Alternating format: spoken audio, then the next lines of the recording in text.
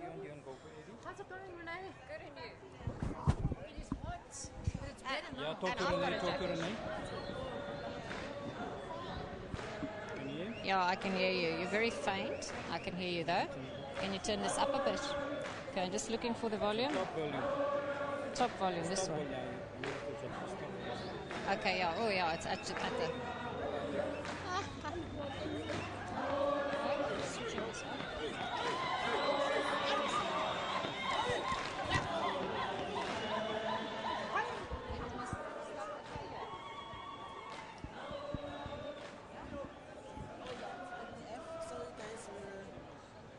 If you want to talk to them. Oh, I don't know. That is the tower. Yeah. You put it all, yeah.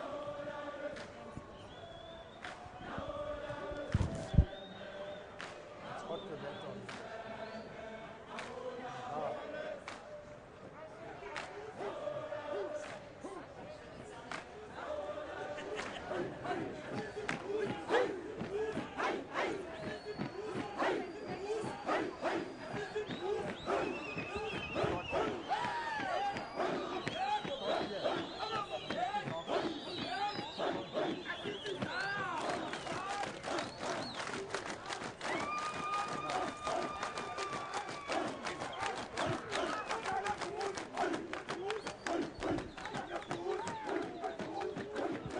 Yeah.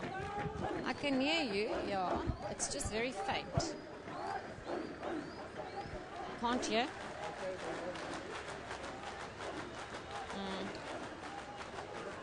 It's up. It's right to the top. Is my volume up to the top? Is my volume up here? Yes. Going to their cameras now. Yeah, it's top volume. They're here on their cameras. Come. They'll have to just shout Give it to to me. Where? Renee, they need you on camera. Already? Renee, they want you on front. They want you on camera. Okay. Yeah. Thank we've you. got Thank her you. here. Which side is the guest going to be? You have to stand here because we're going to use these lights. Say again. Lift. Which side will the guest be? Am I only doing an Guest will be intro on now or that side. something? Sorry, I can't hear that. Where is your guest? There. That gentleman there. Yes? Yes, I can hear you.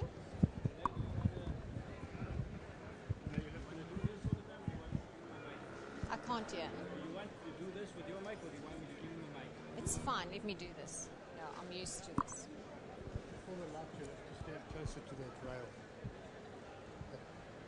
And so, but I'm not sure what's happening now. Am I doing an intro first and then the guest? I'll ask. Sorry, I'm all skew now. There's no mirror.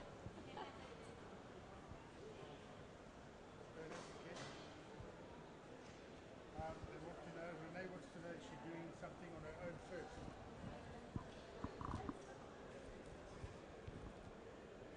Okay, ad-lib on the conference first.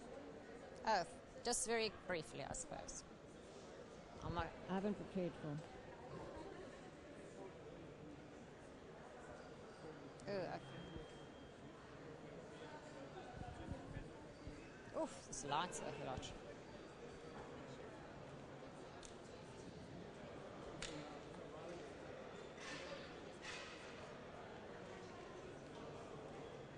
Ken, I've got a bottle of water somewhere.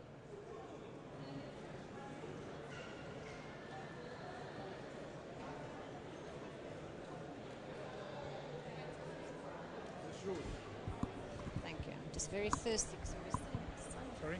Sitting in the sun here. Sorry.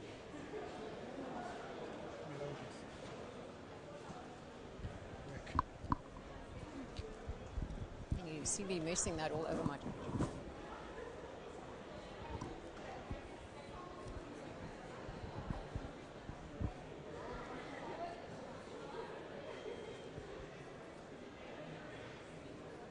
Stand by, Renee.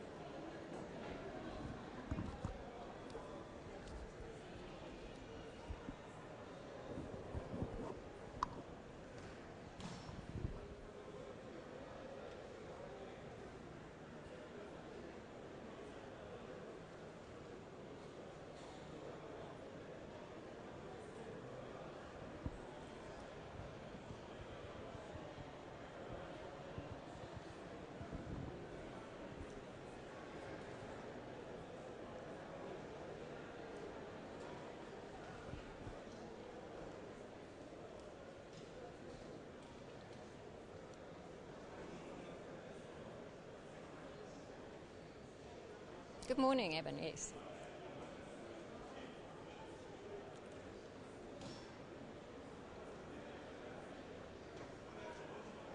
And I think, as you've said, it's an extremely popular conference, and it comes on the first time to African soil.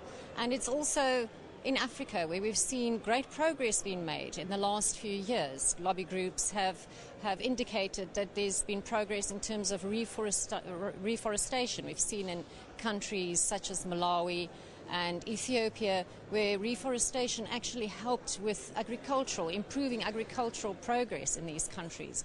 So it's really on a huge level important for the livelihoods of people who make a living from not only indigenous forests but also from commercial forestry, and that's one of the very important issues for South Africa. We've 1% is contributed to the GDP from commercial forestry in this country. So, to find a balance is really what these delegates will have to do over the next few days, but at the same time also make it viable, make it economically viable for people to get involved. And this is where the South African government is very strong on this issue, to expand into rural areas and actually come up with good forestry practices in these areas. And we have a very responsible forestry industry as it is, looking at sustainable development. But like we said, the theme here is people and forestry and sustainable use of forest all over the world. And of course, this is the answers they have to find in the next few days. And it's also very important because it comes in a year where the Sustainable Development Goals come to an end. It expired. They expire at the end of this year. And there's also the Conference on Climate Change in Paris at the end of the year.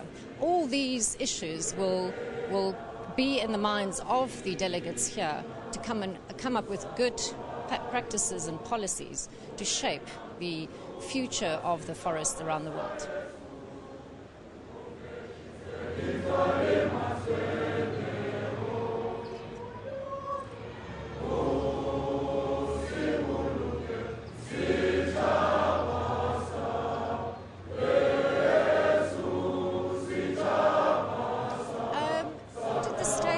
From what I hear, the Deputy President will be here this afternoon opening the conference, but we have delegates from all over the world here. Like you said, we have international guests. We have also Nkosazana Dlamini-Zuma from the OAU. She's here. We've got the Ministry here, the Deputy Minister and Minister of Forestry. And so it is really all eyes of the world, and to preserve the forests of the world, it's all here. And I think you've also been seeing some of the pictures of the firefighters, which also form a very important part of preserving forest and putting out those fires which are such a big threat to the forests in the world.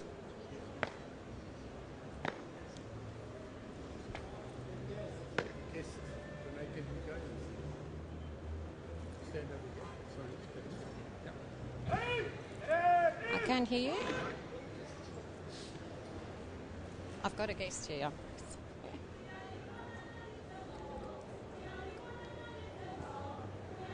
Sorry, could you just repeat that again?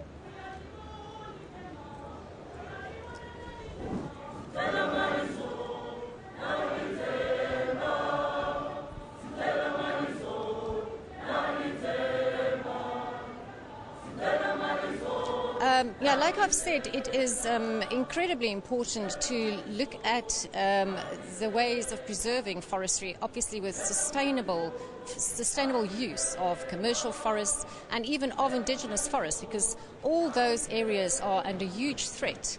And this is what they will have to keep in mind. And I think people also, because it's people and forestry, bringing the ownership and custodianship of forests back into the hands of people.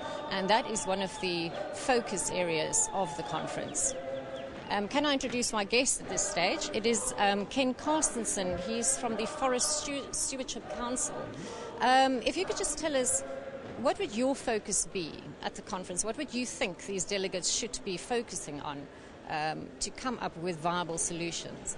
They should focus on finding ways to deal with creating conditions for sustainable forest management. creating the benefits out of forest management for local communities, for the workers in the forest, creating the environmental benefits. We think that we have a lot of tools to actually do that, and getting together here thousands of people involved in forestry to inspire each other on using those solutions, I think, is the key issue. And do you think countries are committed to this? I mean, there's often been said the political will needs to exist to make this a success. I think countries will not do this alone. I think it's enormously important to get the market involved. That's what we do as Forest Stewardship Council, making sure that companies can certify the forest they buy from or the forest they manage. But then governments need to be involved as well, knowing that the market wants this and that companies, local communities and environment organizations are all pushing in the same direction. If we were to look at some of the biggest threats, can we just talk about some of these issues that will be discussed here and where there will be perhaps be decisions made on? Well, we see forest fires in many parts of the world coming up as a huge, huge issue, and they need to be dealt with. The links between forests and climate change and finding ways in which forests can actually be avoiding climate change and survive climate change is very, very important. And I think those areas, together with those social issues of how do we make sure that local communities and workers actually benefit from forest management, that's going to be the key. And in which countries do we see a lot of this that need to be done? Can we focus on certain areas in the world? Well, we can certainly focus on a lot of the tropical forests where we see enormous problems still. This conference is very appropriately held in Africa. Africa is facing a lot of challenges with forest management in this continent, and I think finding solutions for Africa is one of the things that we will also want to look at, because that is crucially important. And it's very important because it's held on African soil. Would you agree that the gains or benefits that have been made since the last conference in 2009, which really included reforestation and also, of course, the banning of illegal timber productions, would you agree with those aspects as some of the gains that were made since the last conference? I think we've achieved things. I think that there's an increased focus on legality, and I think we are moving in direction of being able to make sure that forest management is to a higher degree legal. We haven't solved it, but we're getting closer. And I think the issues of managing forests is something that is coming higher on the agenda, and I think a meeting like this one can galvanize that will, both from the market, from the communities, from the environment organizations, and hopefully also from the governments. And we've touched on the issue earlier about bringing this to the very important, bringing this in line with the important development goals, and then also with the climate change. Is this going to be a push strongly from this conference, perhaps, to try and influence these policies? But certainly from our side, as private actors in this conversation, we want governments to make sure that the Sustainable Development Goals will include meaningful indicators for sustainable, responsible forest management, and also that this gets included in what's going to be discussed at the Climate Change Conference of the Parties in Paris later this year. Thank you very much. And that was our guest, Mr. Ken Carstensen. He's from the Forest Stewardship Council and also being involved in these very crucial talks over the next few days. Just one little statistic that we've seen in recent research is that for every person, there's about 422 trees. But the rate of the trees that we lose is something between 10 billion and 15 billion a year. So we can see the delegates here for this week have their work cut out to try and change these figures.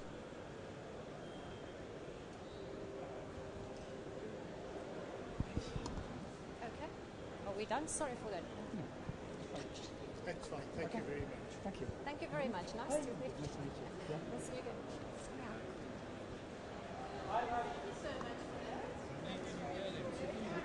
Can you hear him? Talk. He's talking to you. Yes, I can hear. But I couldn't hear you very well. That's my problem. I just heard. No, they want you back in shot. Okay, just hold on.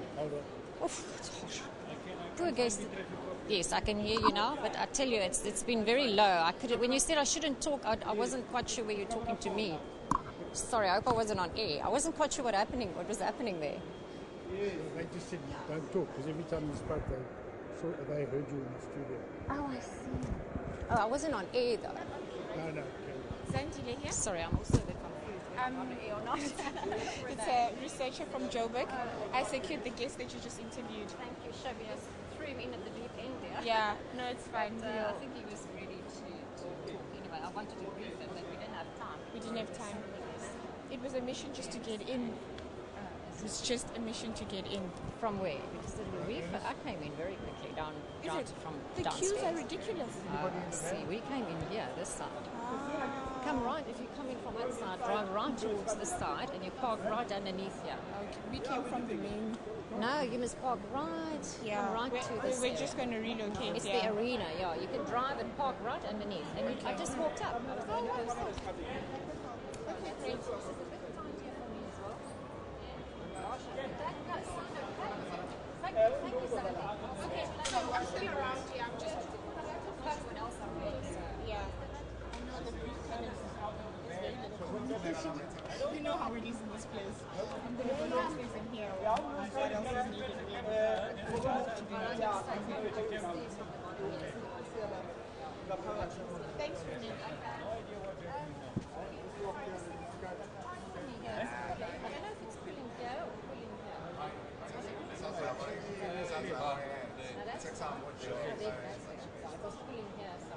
I haven't tried it up yet. Can you tell us what's happening?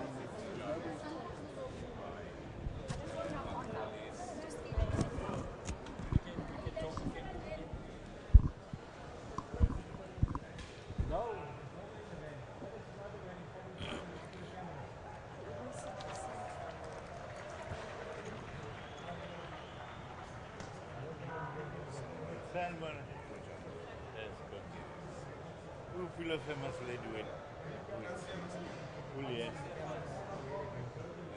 She's based in Japan. Oh, so she was not here today. Oh, you know I encourage her from there. Okay. Plus she was encouraging, they were doing the rest. The chance of the world, should I say? Yes, ma'am. Concha.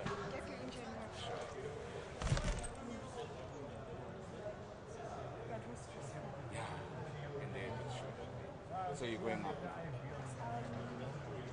Zay.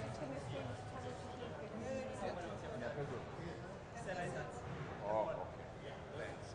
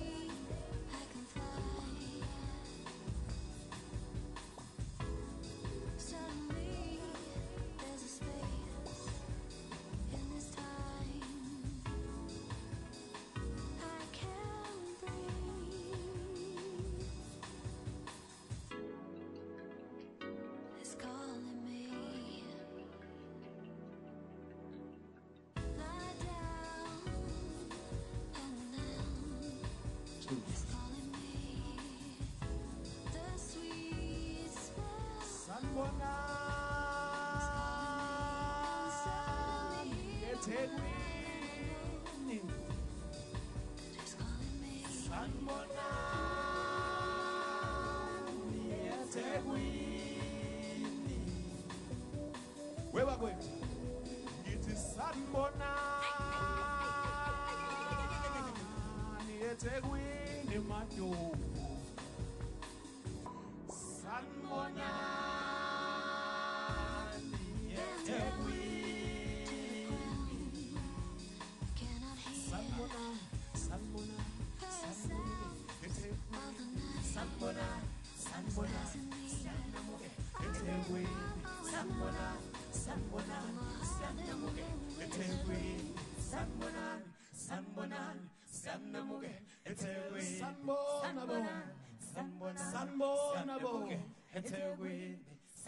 Welcome to Durban.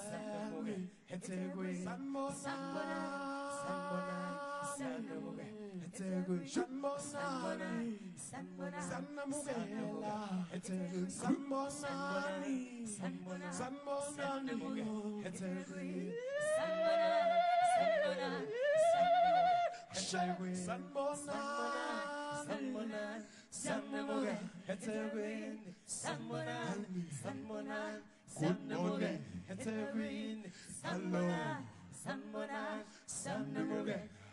Green, Sanmonan,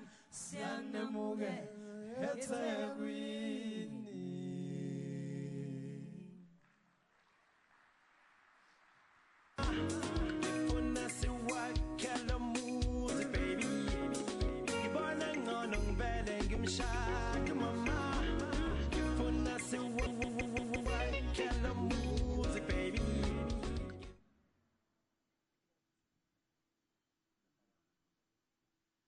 Sanamgele Tegwini.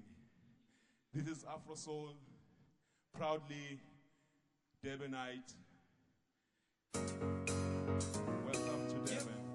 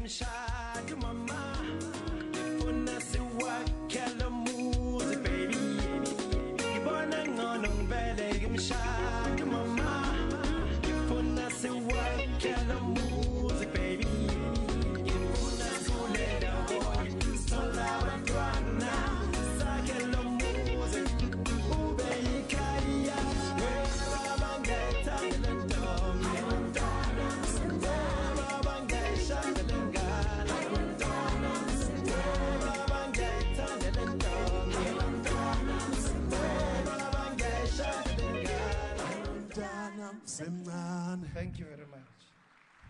Thank you, ladies and gentlemen.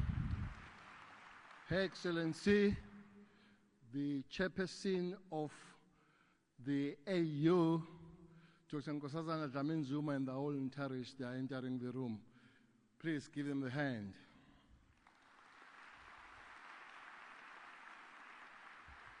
And if you could rise for their entrance.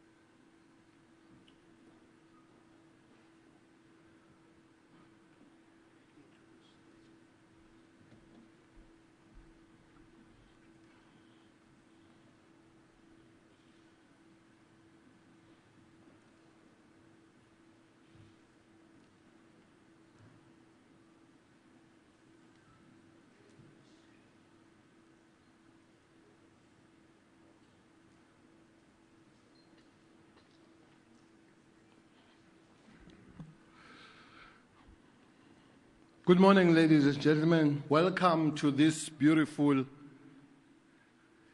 city of eThekwini. May take your seat, madam.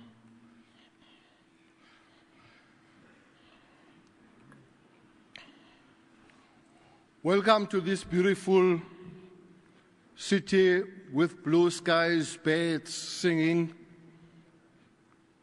with the low tide at the present moment.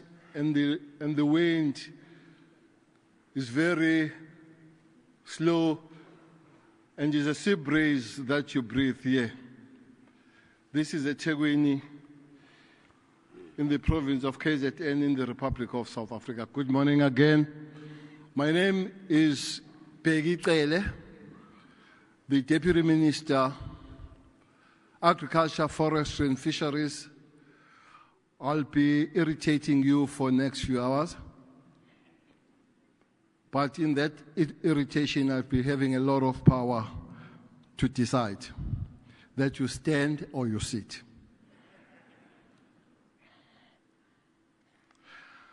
Welcome, everybody. We are having programs. One big decision that I will share with you from here, you could see your speakers. This morning, the President of the Republic of South Africa, His Excellency J.G. Zuma, won't be with us. But at 4 this afternoon, his deputy, His Excellency Cyril Ramaphosa, will address us here. So as you look at your program, don't ask me, where is the president, because I've told you that he's not here. Secondly, allow nobody to come in this podium and say he's the president because he's not here. But the deputy president will be definitely here come this afternoon. But almost all other speakers that you see on your program are there. Another person that isn't here is a premier of the province. He has sent his delegate to come and speak on his behalf. The premier is Mr. Erwat Mkhunu, but for some reason he has sent Mr. Willis Mkhunu, who is also the provincial minister, the MC of safety and transport and roads in this province. So on behalf of the province, I'll invite Mr. Willis Mkhunu to come, invite the delegates and welcome the delegates. Mr. Mkhunu.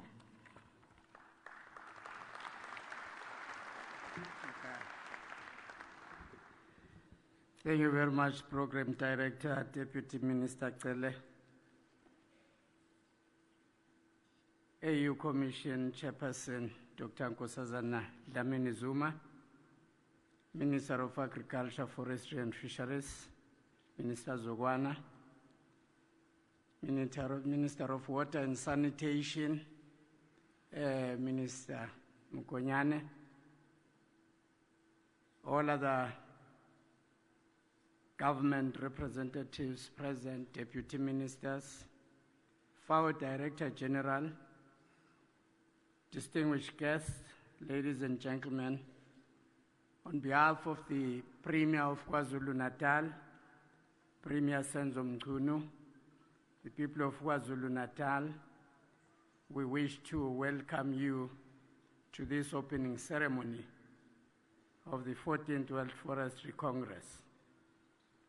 The fact that this inaugural Congress is attended mainly by so many leaders from different walks of life bodes well for our province in KwaZulu-Natal. We are very happy to welcome you. We have also been made to understand the fact that this is the first Congress to be held on the African continent. It is a milestone that we in KwaZulu-Natal in South Africa have had to have the honor to host it. We hope it will bring opportunities and possibilities for our people and for our province, but also that issues that will be discussed thoroughly, and that we will, emerging out of this, be in a position to invest in a sustainable future. In his classic work on servant leadership, Robert K. Greenleaf had the following to say about dreams, and I quote, "Not so much happens without a dream, and for something great to happen, there must be a great dream. Behind every great achievement is a dreamer of great dreams. Much more than a dreamer is required to bring it to reality, but the dream must be there first," and I close quote.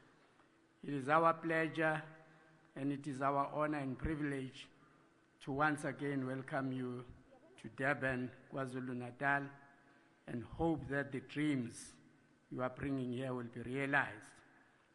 We hope your deliberations will be fruitful. You will engage and come up with resolutions and ideas that will save our forests and save our planet.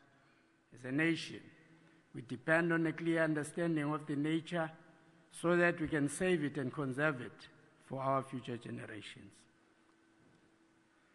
People of KwaZulu-Natal, welcome you. Feel at home.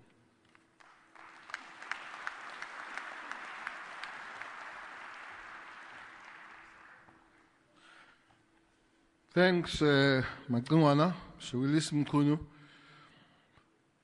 The next speaker will be His Royal Highness Prince Laurent of Belgium, who is a FAO Special Ambassador for Forest and the Environment. His Highness.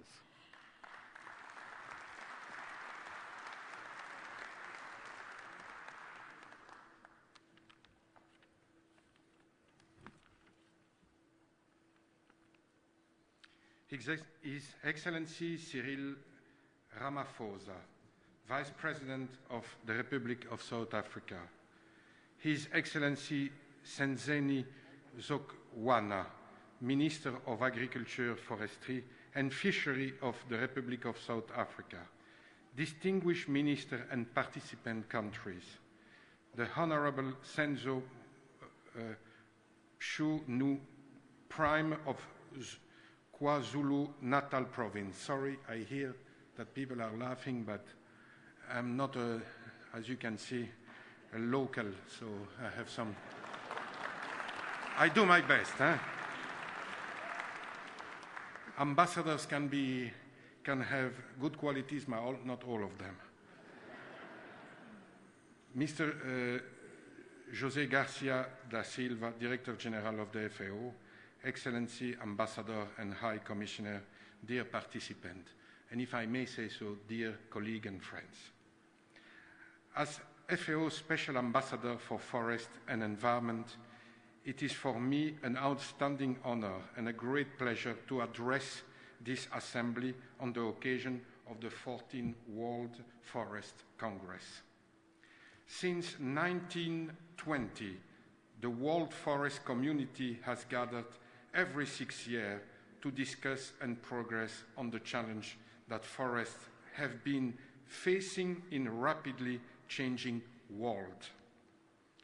For the first time, this Congress is hosted in an African continent, and I would like personally, honestly, to express my deepest appreciation to the South African government and to the authorities of the people of the city of Durban for investing in this exceptional event and for extending their wonderful hospitality to all of us.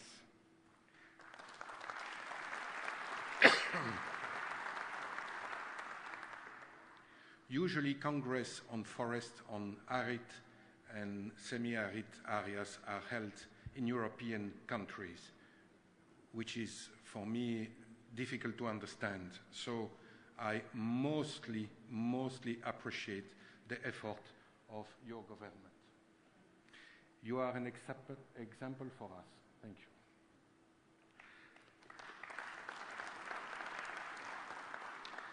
I also want to thank the FAO, which relentlessly drives the international effort to save and manage the forests of the world. Through its mandate, the FAO is at the heart of that struggle that I have great faith in the future of its action.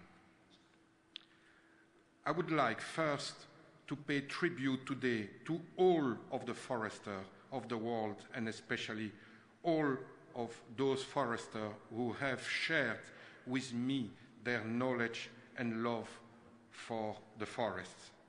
Recently, on the occasion of the 2015 International Day of Forest in Capo Verde, I was very fortunate to meet several of those very dedicated people who, with the support of the FAO, have planted and maintained a large area of dry forest in very difficult environmental conditions. You should know that the Capo Verde was totally isolated, and also the people of Capo Verde have done a huge effort to replant their countries where there was no trees to see. African forests face many challenges, and some of them will be difficult to deal with. Unregulated deforestation, intensive use of fuel wood, unclear tenure, legal basis, weak institutions, to name only a few. Deforestation still threatens many of those highly valuable ecosystems.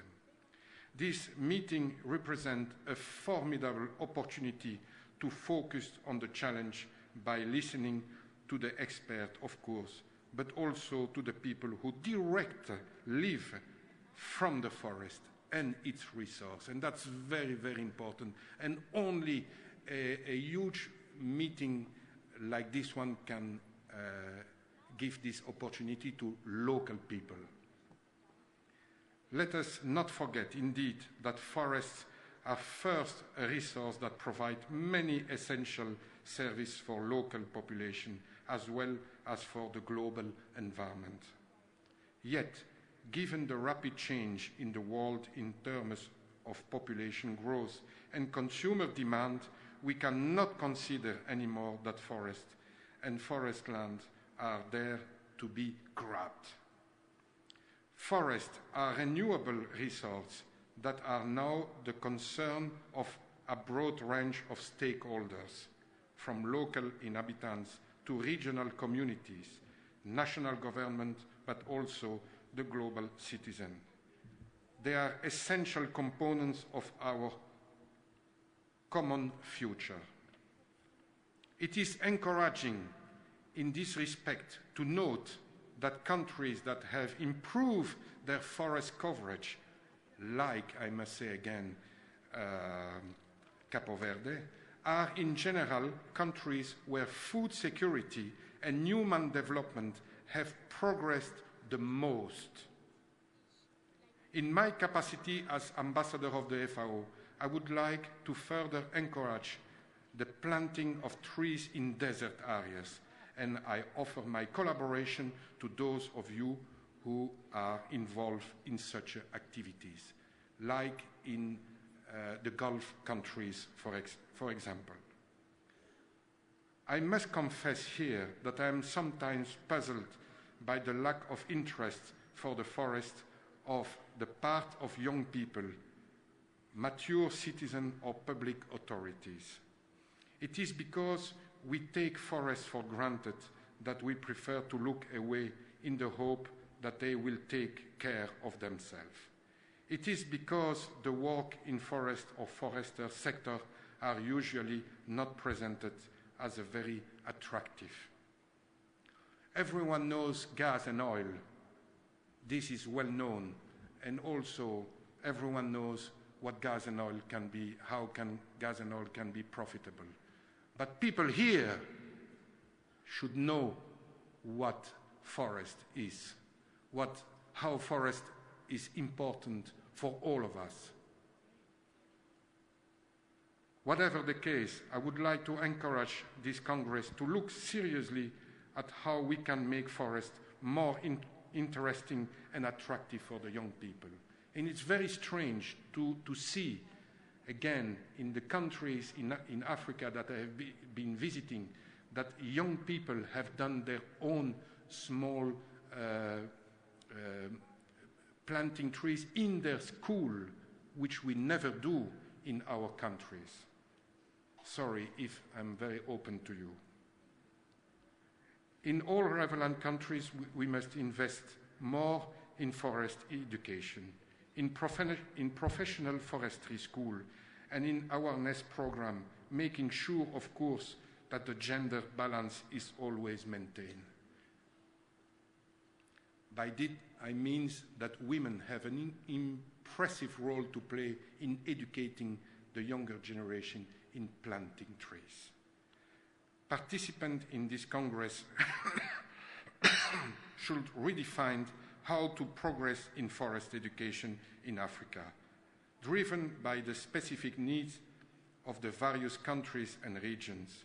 Countries that have an experience in these domains should share it with other donor countries, should now seriously look at the financing of this reawakening of forest education. Let me also reiterate here that research in forestry at associated sector is still capital to secure a sustainable future to the forest of the world. Accurate forest monitoring techniques, new silvicultural practice, innovative land use planning that combines agriculture, urbanism and forestry. In one word, agro-silvo-pastoralism. Advanced wood technology and investigation in new forest products are still very much needed in that context. Some of those sectors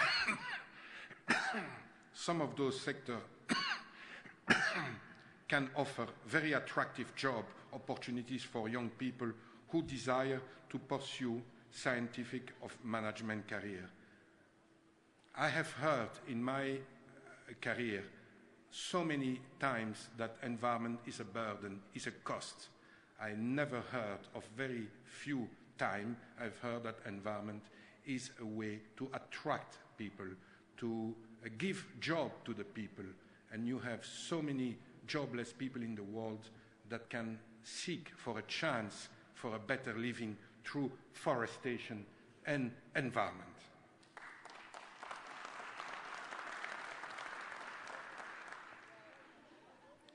Finally, I would like to share with you what I consider to be an important prospect for the future. It is clear today that we can no longer count on a sustainable high growth rate to maintain, not to mention improve, our existing way of life. All levels of governments are compelled to borrow more and more, sometimes just to stand still. The use of loans obviously leads to future financial burdens. Every country has a problem with repaying its structural debt. Look at some countries that I don't like to mention, but how much these people and how much these countries suffer of not being able to repay their debts. But in addition to these debts, ladies and gentlemen, dear friends, we have an environmental debt, which is much bigger. Who is going to pay for this? I never, ladies and gentlemen, found an answer for that.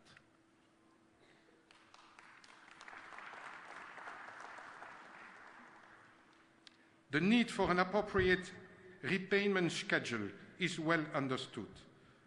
But beyond the financial structure debt, this investment often creates an environmental debt, which is not fully appreciated. And when I say not fully, I'm ambassador, so I need to balance my words. Hence, the cost of remediation is seldom calculated or funded. For example, deforestation and land degradation, which are often associated with agriculture, affect the fight against poverty and hunger, and the loss of biodiversity in many parts of the world. We know now that those trends will also have an impact on the global climate. I would like to suggest that in the future, the granting of loans to public authorities or even the cancellation of debts would be conditional upon the allocation of a portion as little as 1% of the amount borrowed or cancelled to reduce the environmental impact of projects. This eco-contribution proportion of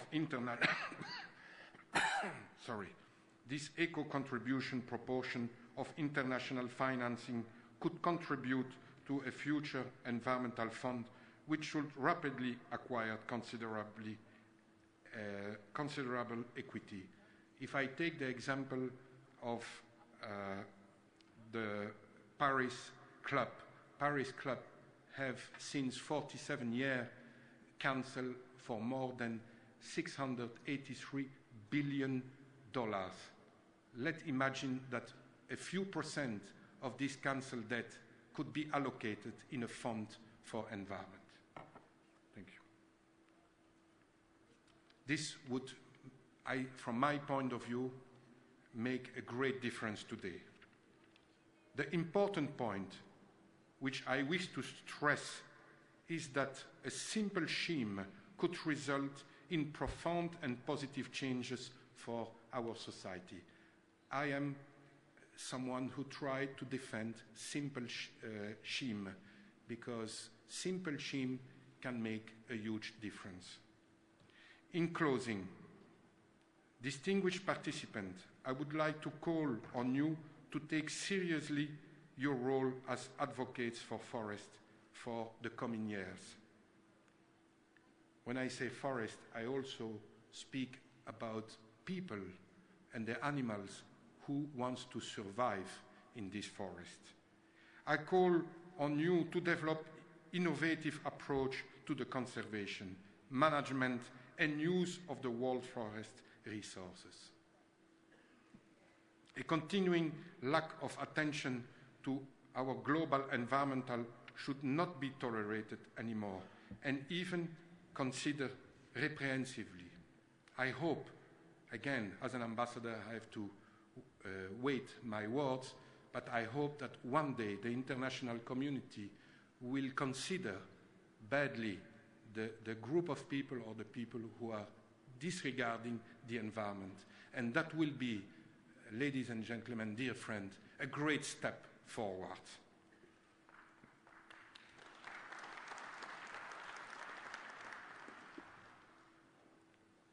For the remainder of my team, the remainder of my term as FAO Special Ambassador for Forest and the Environment, I would like to endeavor to support such action, as you should not hesitate in calling upon me to work with you on concrete solutions.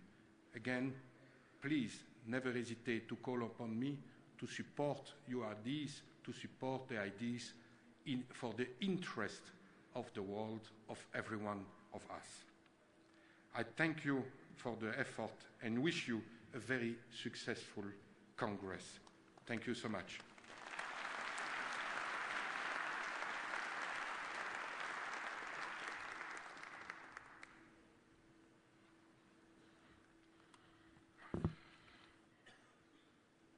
Thank you very much, His Royal Highness, Prince of Belgium. Ladies and gentlemen, you spoke so much about forestry, never interpret that, but this speech reminds us that we are in the 14th World Forest Congress here in the Republic of South Africa. Hence, we are listening so much about forestry, which makes us very proud. That is the first ever held on the soil of Africa, especially here in the Republic of South Africa. Hence, we'll be inviting Her Excellency Nkosazana Clarice Dlamini Zuma, the chairperson of the African Union Commission, to come and speak to us. Her Excellency.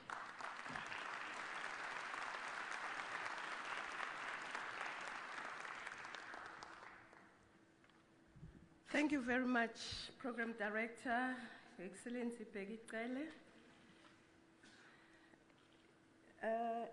Willis has gone. Your Excellency, the Minister of Agriculture, Forestry and Fisheries of South Africa, our gracious host, Mr. Senzeni Zokwana, His Royal Highness, the Prince of Belgium,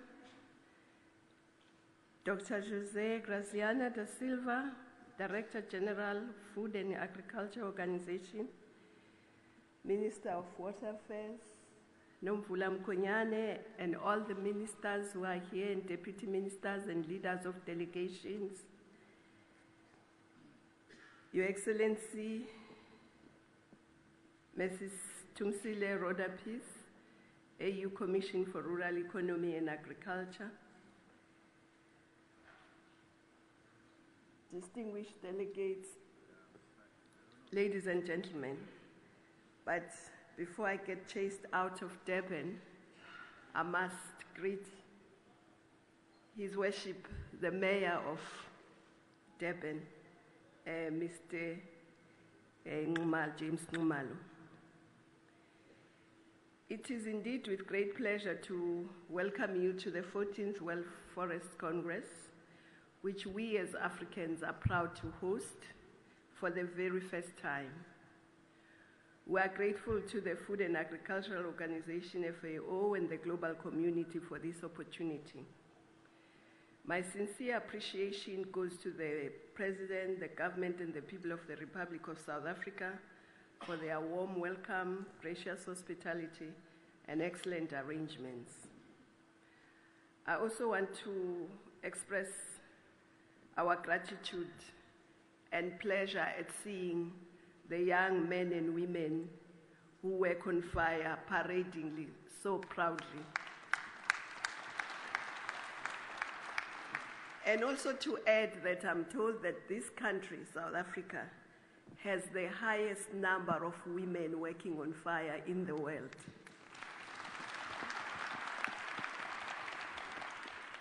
Excellencies, the theme of addressing climate change through sustainable forest management is timely, since the global community is working on finalizing an important global processes with far-reaching consequences on the sustainable management of world forests and resources.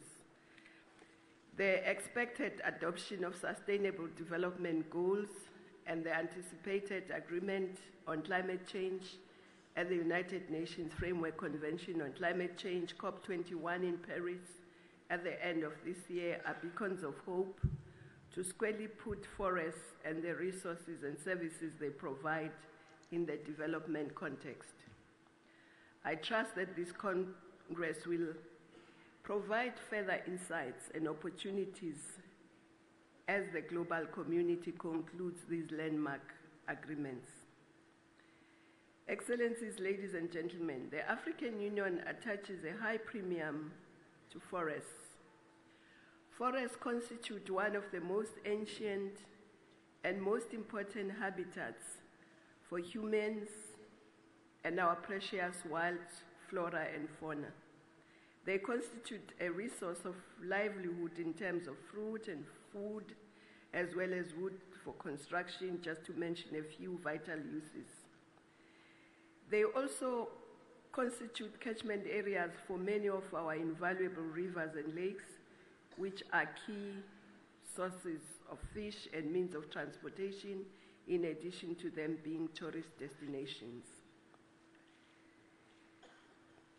Our forests are considered amongst the 3 lungs of the world because of their sequestration of carbon from the atmosphere. This is a significant contribution by Africa to global solutions to climate change. Indeed, forests are recognized as indispensable in adapting to, mitigating the negative impacts of climate change and desertification. In light of these opportunities, challenges, and prospects, the African Agenda 2063 portrays a continent whose forests and other natural resources are sustainably managed for the inclusive growth and shared prosperity of all Africans. Africa is taking bold steps in mainstreaming into the planning and development matrices aspects of sustainable natural resource management. The June 2014 summit of the African Union called for the elaboration of a continental sustainable forest management framework, which will provide a vision and direction for forest management in Africa for the coming decades. Work on this draft framework has started in earnest, thanks to our partnership with FAO, the African Forest Forum, and other partners. Forests and woodlands in Africa occupy an estimated 650 million hectares, 21% of the land area of our continent. This accounts for 16.8% of global forest cover. Many of the forests are severely fragmented due to the encroachment of an expanding human population, human activities such as agriculture and urbanization. We must therefore explore sustainable means for the necessary expansion and human activities. The exploration of sustainable means ought to pay particular attention to the reducing emissions from deforestation and forest degradation.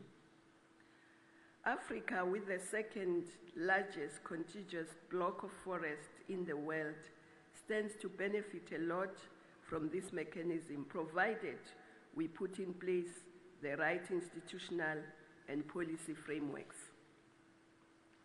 Whilst per capita forest ratio in Africa is close to the world average, 0.185 per hectare per person, the deforestation rate is 4 times the world average at nearly 1% a year. This is a serious challenge for the continent. We therefore hope that the holding of the 14th World Forest Congress in Africa will be a watershed moment in stimulating political support and partnership on forest conservation, preservation, and development. This forum provides for us a reflective window of opportunity so that together we can explore pertinent challenges and strategies. In developing these strategies in relation to Africa, I would suggest that we utilize Agenda 2063, the Africa we want, as a contextual canvas. Of importance to this is that Agenda 2063 and its first 10-year implementation plan contains the principal adaptation processes and strategies to maintain healthy ecosystems, preserve the African natural environment. This forum, therefore, could have not come at a better time for us, and the theme of the conference is pertinent to fine-tuning these plans in relation to mitigation and adaptation to climate change. From our perspective, sustainable forest management is a sine qua non for addressing climate change and building resilient communities and nations. For us and the world, forests are important in determining the accumulation of greenhouse gases in the atmosphere. African forests store about a quarter of this total. However, this great storage capacity also means that when we cut down the trees, the impact is disastrous. Deforestation accounts for nearly 20% of all greenhouse gas emissions. At the same time, the capacity of the forest to act as a carbon sink is decreased as forests are lost and degraded. The effect of this degradation are also beginning to impact on our coastal forests, which are known to help reduce risk from disasters relating to climate extreme and sea level rise and coastal flooding. Consequently, our foremost management strategies must also complement our strategies that relate to the ocean and waterways. This forum must therefore assist us in elaborating on practical mechanisms for sustainable land and coastal forest management in such a manner that it may assist us to deliver a range of livelihood and environmental benefits that help both people and the ecosystem adapt to climate change. In this end, these strategies must facilitate the uplifting of people who live in poverty and hunger, because everything that we do must also relate to improving the livelihoods of the people who live in those areas. It is also important for this forum to note that the majority of the malnourished global citizens reside in Africa. Thus, sustainable forest management ought to address the need for nutrition and food security. Much of the expansion witnessed in the agricultural sector over the last decade occurred through encroachment into forests. This has been compounded by urban phenomena such as expenditure, which often has people unnecessarily replacing luxury goods like furniture, thus leading to the cutting of more trees. Of course, we must also get into technology. I shouldn't be using paper reading this speech. I should be using technology to save cutting trees. These have led to the intensification of the problem of deforestation, soil erosion, and general environmental degradation, leading to widespread desertification on the continent. Deforestation triggered escalating demand for food, luxuries, and fuel, is degrading the ecosystem, diminishing water availability, especially for the poor. We must therefore find more technologically sound mechanisms to meet these needs and necessities. To mitigate these effects, we must encourage the growing of trees and protect the soil and regulate water, microclimate and microclimates. Projects such as Trees for Africa and those that intend to reforest the Sahel region require all of our support, as they have also shown that crops grown in agroforestry systems are more resilient to drought, excess rainfall, and extreme temperature fluctuations. Honorable delegations, by encouraging reforestation and sustainable utilization of forests, we can also increase the food security of rural households. Forests are also a major source of grazing for domestic animals. The animals form an important component for food security and alleviation of poverty, especially amongst the rural population.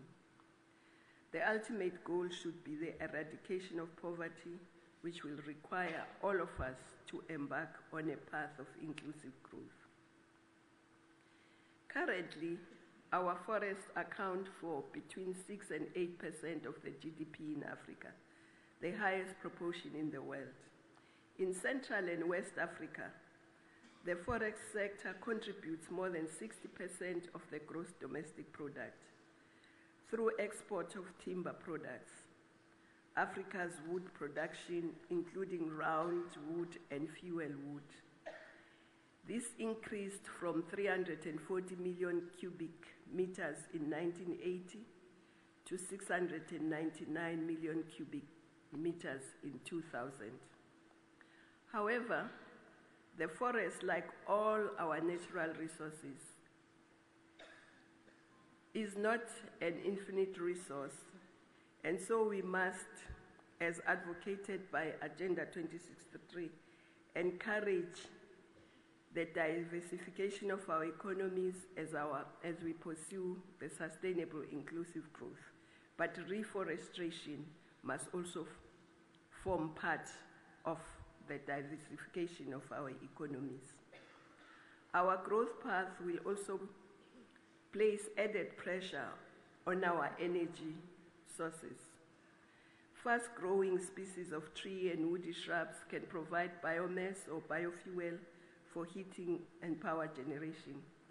It is therefore urgent that we must pursue sustainable ways of using biomass fuel and also efficient cooking stoves and alternate sources of energy such as solar, wind, and geothermal. We also know that the forests and woodlands of Africa are home to large variety of flora and fauna species, many of which are endemic to the continent and are under increasing threat from the population explosion.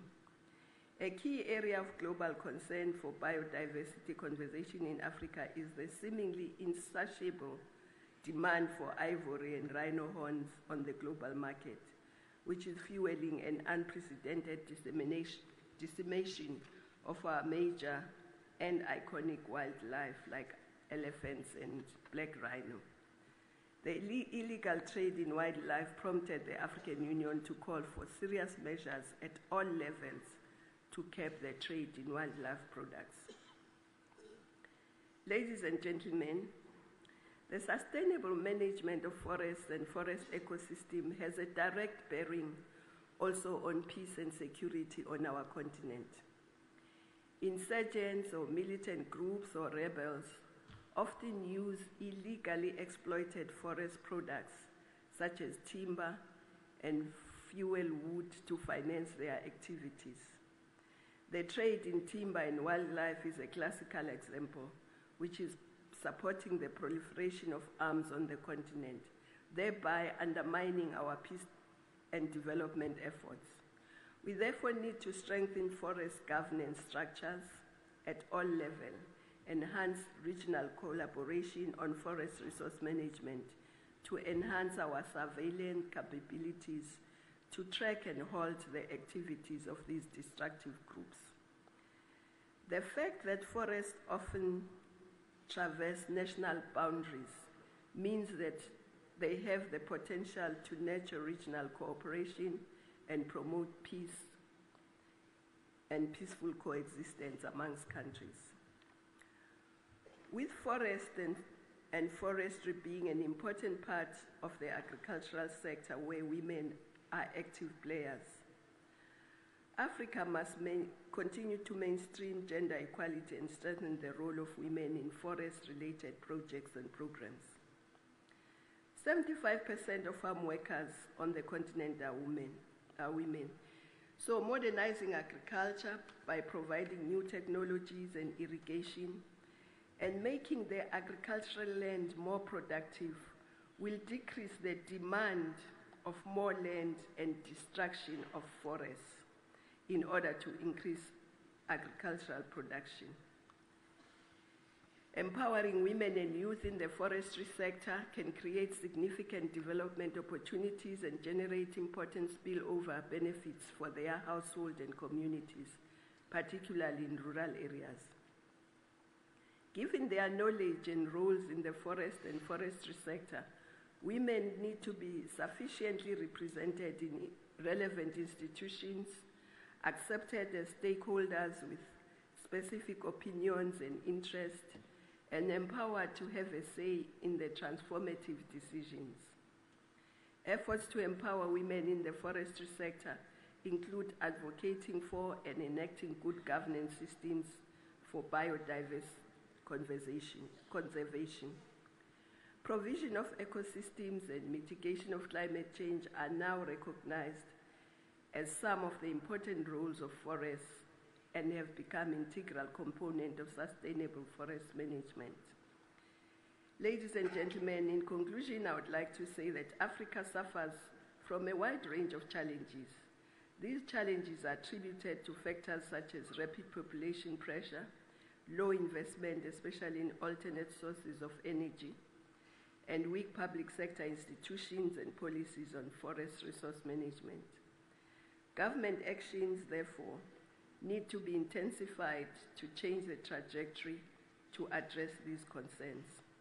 These actions include actively engaging the private sector, civil society, enhancing the role of women and youth in forestry.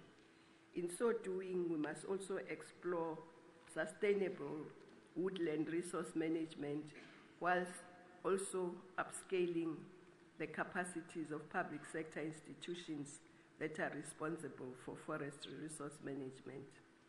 I therefore call upon the international community to step up support to ensure sustainable forest management in Africa.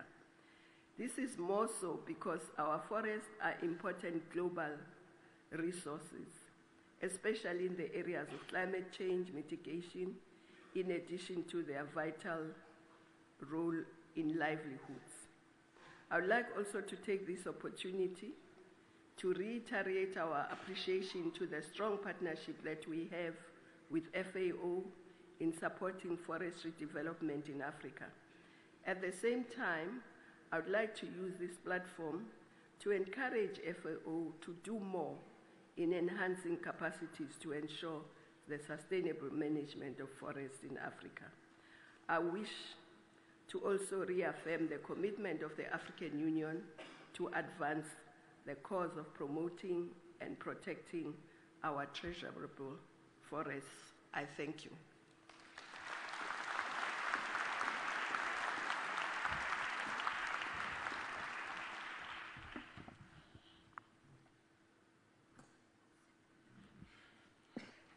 Thank you very much, Dr.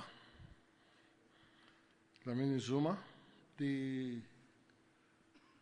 Congress, this conference, is held here in the Republic of South Africa, in the African soil, with a big portion on leadership of United Nations leading it. It is on the score that the Director General of the Food and Agriculture Organization of the United Nations, Mr. José Graziano da Silva, happened to be Director General of FAO, will come and address us. Director General.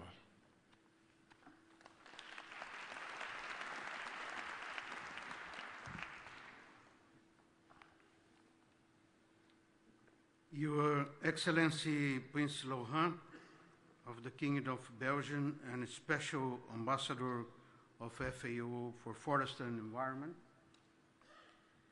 Your Excellency Sinzeni Zokwana, Minister of Agriculture, Forest and Fishery of the Republic of South Africa, our host country, Your Excellency Madame Dlamini Zuma, Chairperson of the African Union, Your Excellency Minister of Water and Sanitation of the Republic of South Africa, Madame Nomvula Mokonyamni, Your Excellencies, Ministers, distinguished members of the podium and the Secretariat, ladies and gentlemen. Let me begin by warmly thanking the government of the Republic of South Africa for hosting our Congress, the largest global gathering on forestry, being held on the African continent for the first time. I would like also to thank the hospitality of the people of this beautiful city of Durban, and thank the presence of the mayor on this opening section.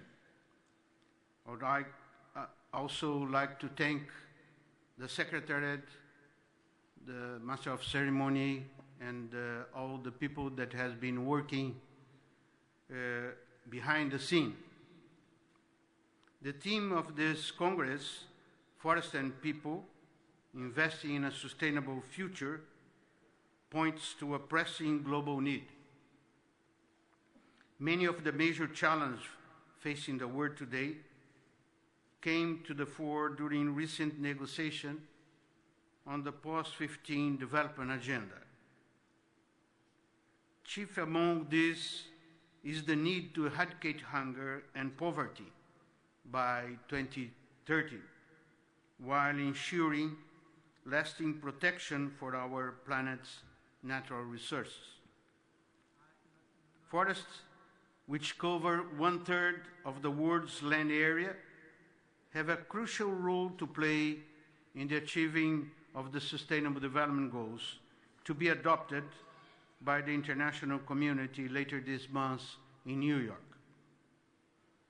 We cannot meet our future challenge without preserving our forests. They are home to over 3/4 of the world's terrestrial biodiversity, which represent an irreplaceable genetic resource for the future development of our lives. Forests also support agriculture by keeping water catchments healthy, providing habitat for pollinators, and offering protection against climate extremes. When managed sustainably, they sequester carbon, thus mitigating the impacts of climate change. Millions of people depend on forests and on the plants and animals that live in them to meet their needs for food, energy, and shelter. Forests also generate employment, and they are the basis of millions of small enterprises that improve rural livelihoods. Ladies and gentlemen, the facts which I have just mentioned show us the critical importance of forests. Yet, if we want forests to continue to make these and other contributions to our planet, we must first of all ensure that forests have a future. In this context, we are launching today FAO latest Global Forest Research Assessment, the FRA 2015. These documents show us that the world's forests continue to shrink, with some 129 million hectares of forests lost since 1990. This area that we lost of forest is almost equivalent in size of this country, South Africa, just to give you an idea.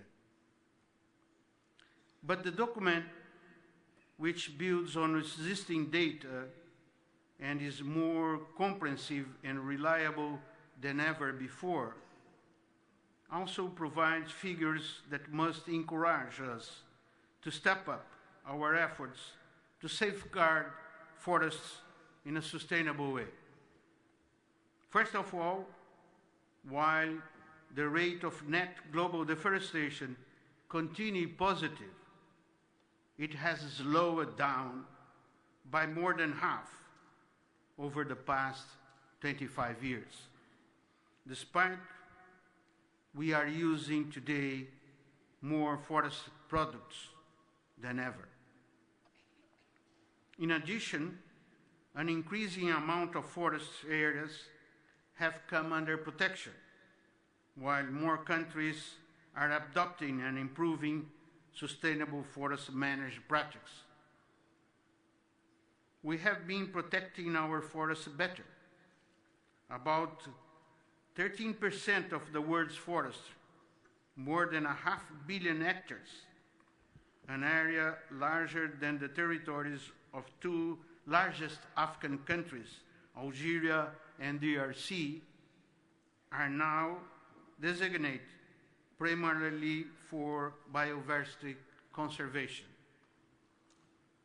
According to the FAO 2015, Africa reports its highest increase in protected areas in the last 5 years. I want to compliment the ministers of Forestry of Africa that attend this meeting. This is no doubt an extraordinary achievement. This is often done through legislation and includes the measuring and monitoring of forestry research. It also increasingly involves local communities in planning and developing policies to protect the environment and their natural resources. The report will be presented to you later today and will give more details on many other areas. One of the aims of this Congress is to build a new way of thinking and acting to ensure a vibrant future for forestry, forests, and the forest-dependent communities. Working together, we hope we can seize this opportunity. I wish you a fruitful week and debates. Thank you for your attention.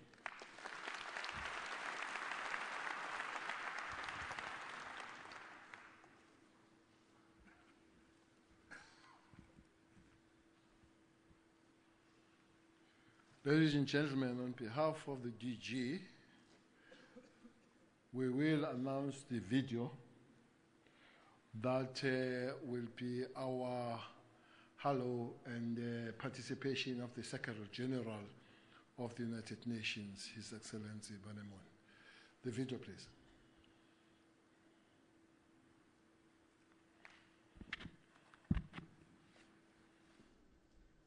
Your Excellency, Mr. Jacob Zuma, President of the Republic of South Africa, Your Excellency, Dr. Nkosazana Dlamini Zuma, Chairperson of the African Union Commission, Mr. Trevor Abrahams, Secretary General of the 14th World Forestry Congress, Dr. Jose Graziano da Silva, Director General of the Food and Agriculture Organization, Excellencies, ladies and gentlemen, I'm delighted to address the World Forestry Congress, the first to be convened in Africa.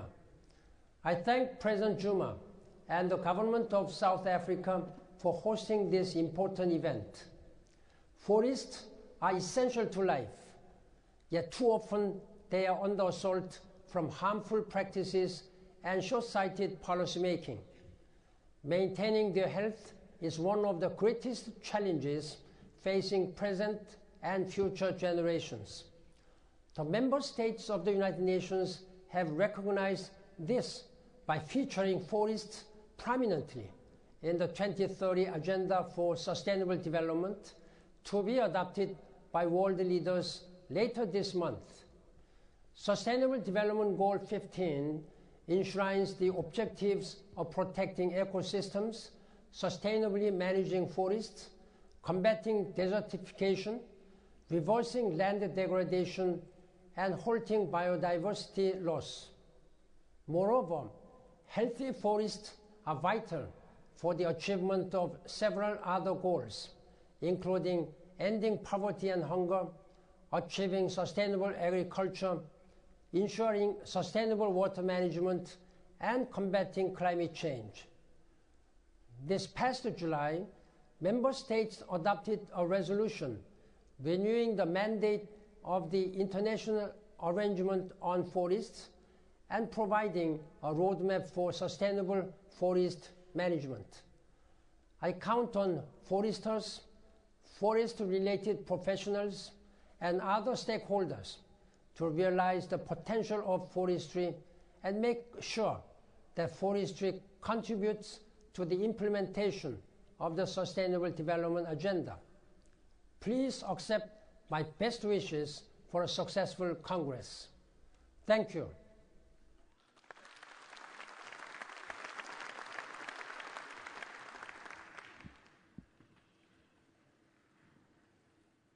Thank you very much. It wouldn't be crime if you give another round of applause.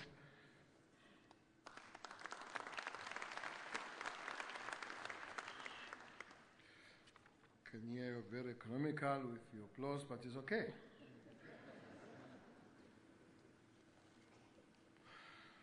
Ladies and gentlemen, Your Excellencies, colleagues, and the leaders of the world that are here, ministers from different parts of the world, especially from Africa. Now we will invite His Excellency, the Minister of Agriculture, Forest and Fisheries of the Republic of South Africa, His Excellency Senzeni Zogwane, to come and give us his way forward of the conference. His Excellency.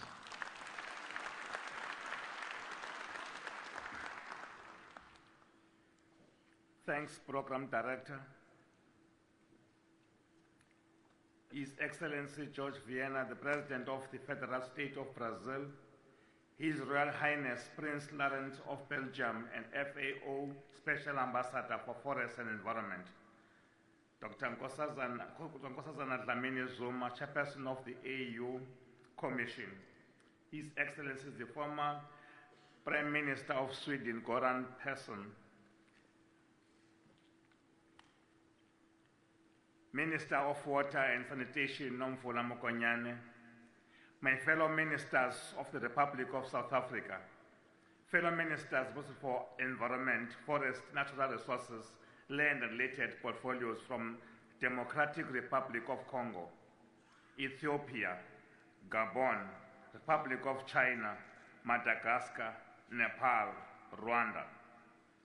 Mr. Jose Graciano da Silva, Director General, Food and Agriculture Organization, United Nations. His Excellency Ambassador Lawrence Pestry, FAO Permanent Representative to the European Union, General Peggy Kyle, Deputy Minister for Agriculture, Forest and Fisheries, and other Deputy Ministers from South Africa, Republic of China, Canada, Czech Republic, Kenya, Republic of Korea, Sweden, New Zealand.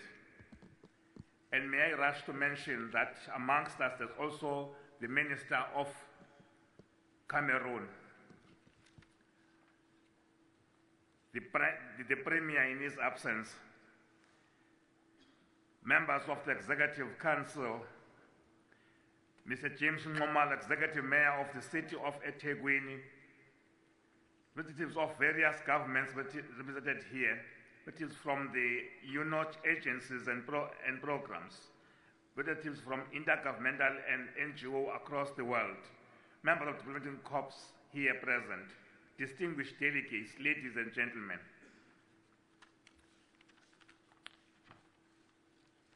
Good morning. Bonjour. Buenos dias. Sanibonani. Today is a happy day for South Africa and the whole of the African continent as we finally raise the curtain at the opening of ceremony of the 14th World Forestry Congress.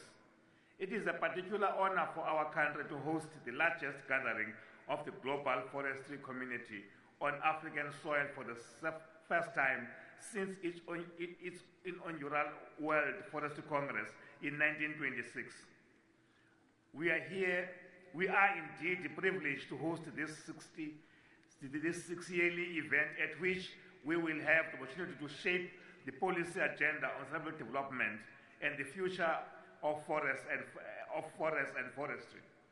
I'm confident that you will agree that at the heart of every nation is the quest to develop and enhance the human race.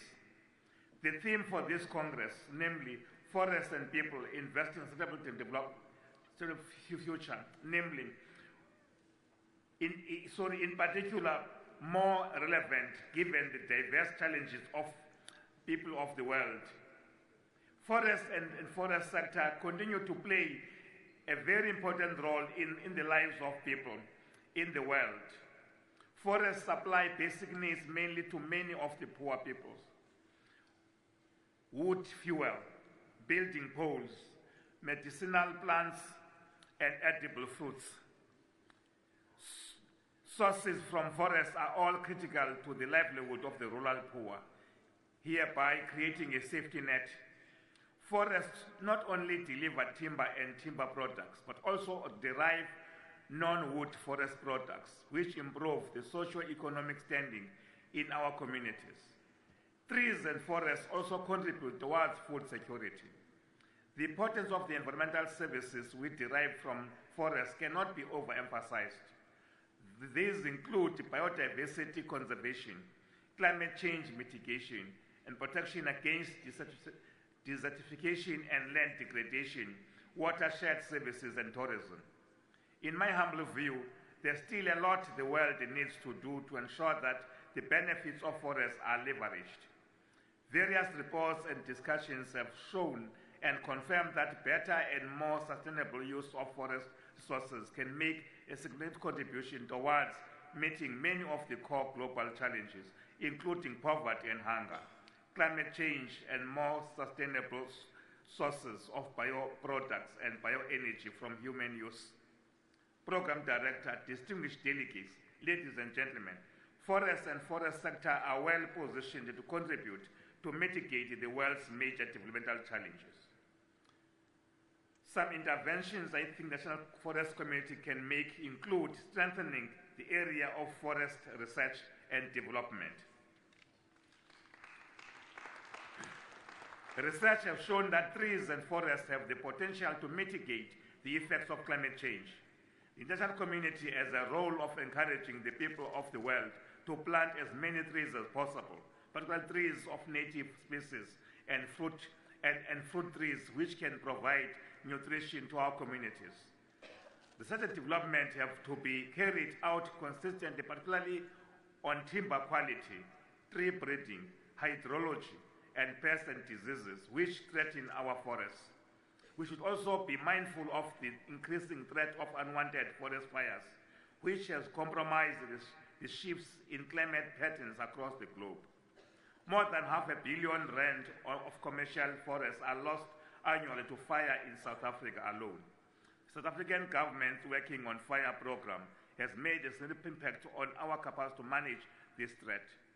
However, as the recent deployment of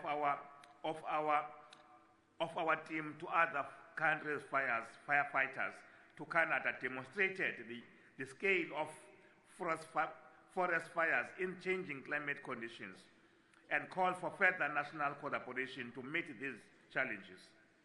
Research should also point to us these three species which are more resilient to the effects of climate change, more forest fires and pests and diseases. Moreover, ladies and gentlemen, forest management and developed cannot be fully achieved without participation of local communities. Communities have to be at the forefront of forest conservation and protection. In South Africa, we run the annual National Arbor Week campaign, which officially ends today, and which was anchored by the presidential 1 Million Tree Project.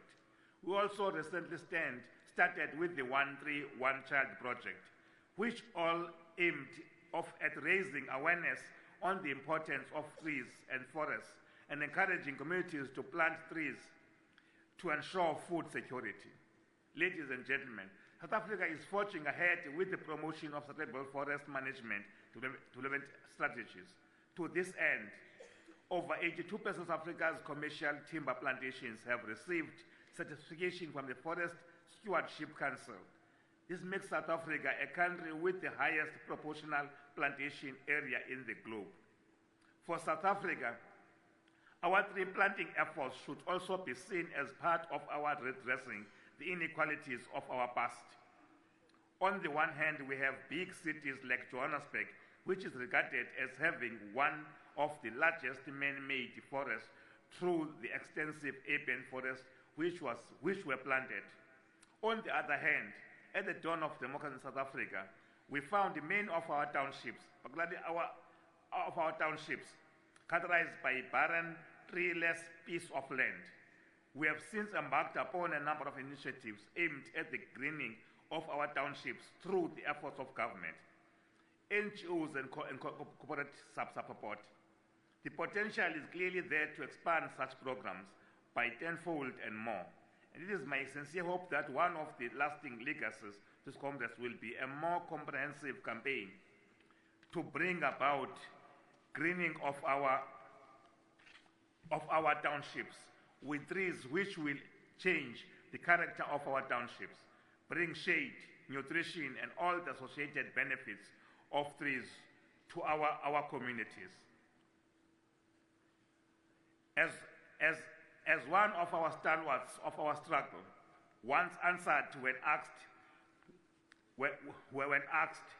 why were so few trees in our townships, and he answered, I quote, "A person who plants trees is a person who lives with hope."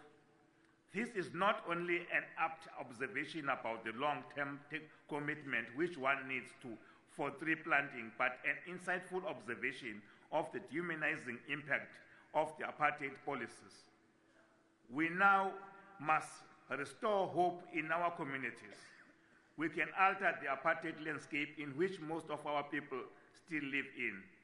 I call on all our forestry planters to give life to a broad national greening project as a means of ensuring a brighter future for our children.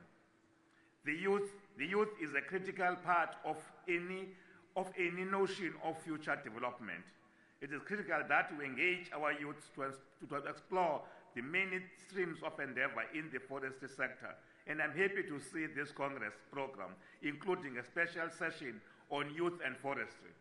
I'm particularly happy to see the numbers of South African youth being afforded an opportunity to engage with international counterparts to deliberate the future of the forestry sector and the role in such developments. I urge you, therefore, ladies and gentlemen, to share your experiences in order to enhance each other's efforts in contributing to the global sustainable development goals. I hereby have the pleasure of declaring this 14th World Congress open. Thank you very much.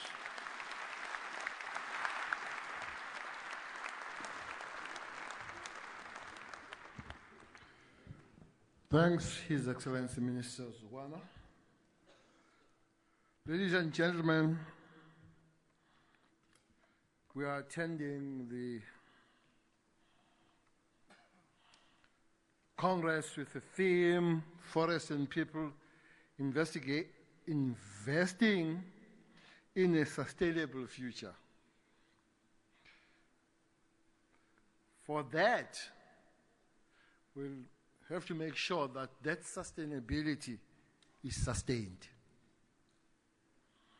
Therefore,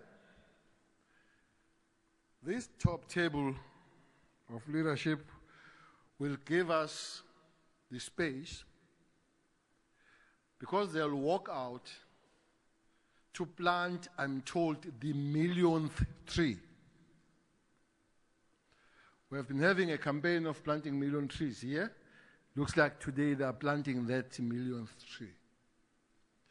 So they will be led and leave. The Minister and Director General will join us on this. I'll tell you what is this. But for now, you are requested to go and plant the millionth tree. Thanks for your beautiful morning.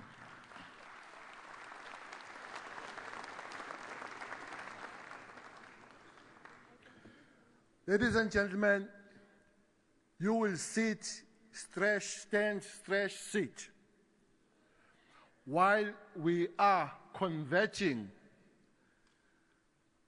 this stage for the next session, which will be high-level discussions. Now it will be a panel of 17 people coming here, ministers, deputy ministers, and those that are representing the ministers. They'll be here for further discussion. Mr. L. Lakay and the speaker at the podium right now will moderate and direct that one. So now the time is 13 minutes to 11. We're starting exactly at 11.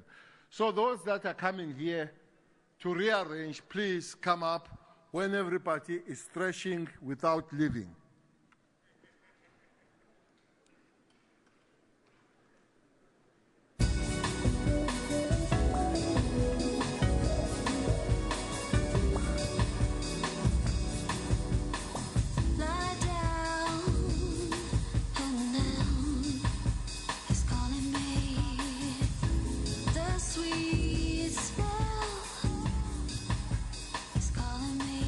Suddenly here I'm alive.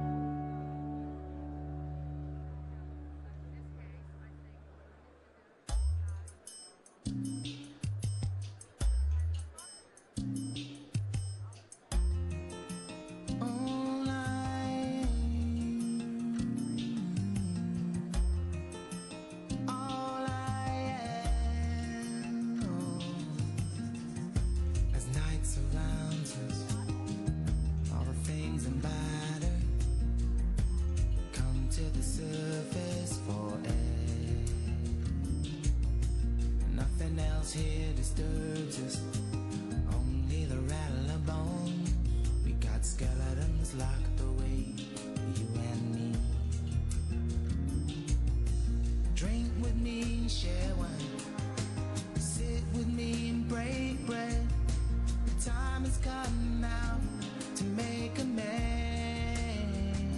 I say, hey brother, got a whole lot more to bargain for. Yeah.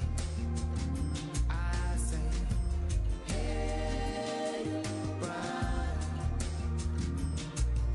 I go along with you if you ask me to.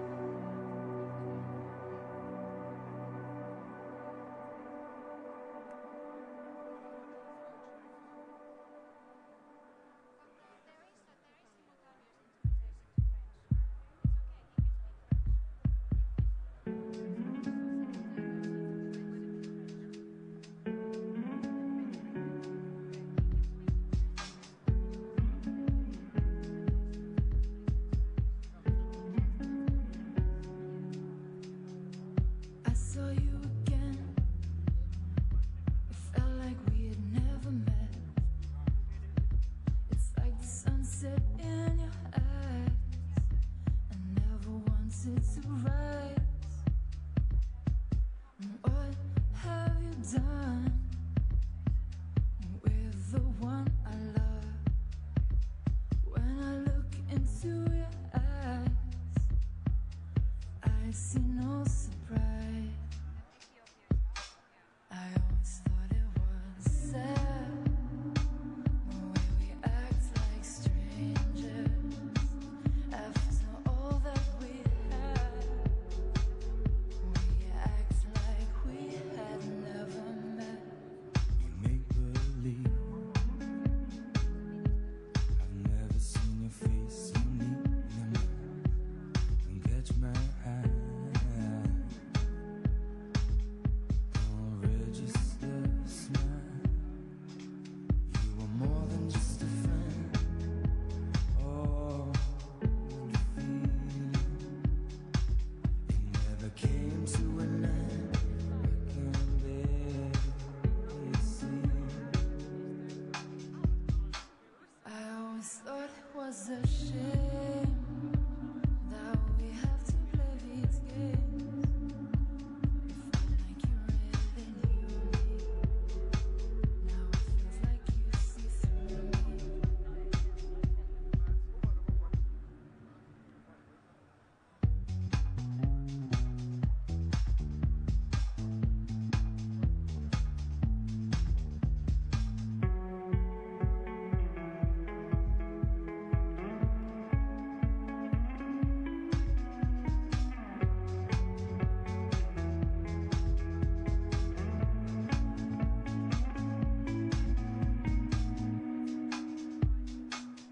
When I see you again,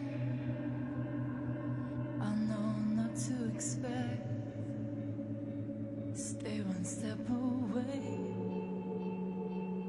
We won't have to wait.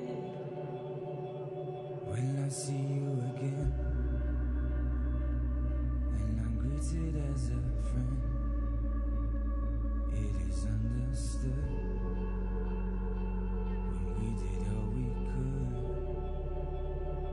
I always thought it was sad, the way we act like strangers after all that we had. We act like we had never met. I always thought it was a shame that we have to play these games. It felt like you really knew me. Now it feels like you see through me.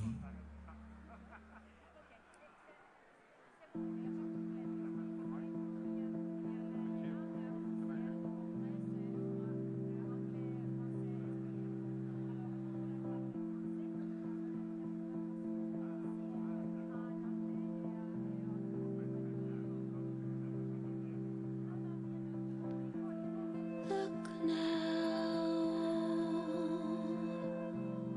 it may fall.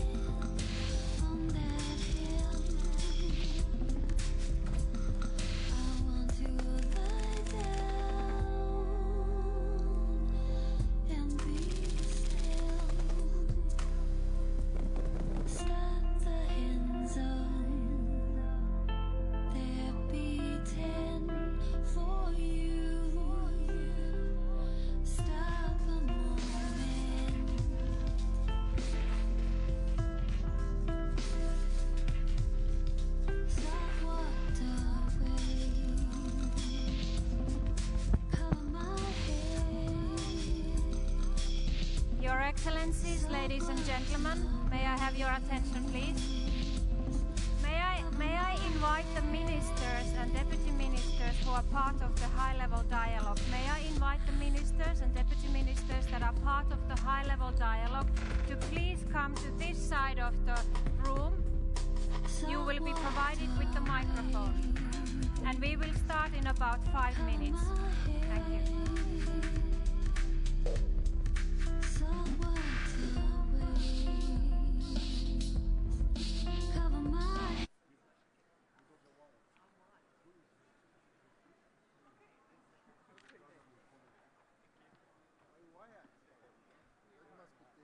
How are you doing?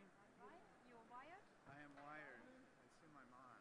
What you said on the stage. So I saw you on the news this morning. Oh, am I something good or bad? It was good. It was good. Good morning.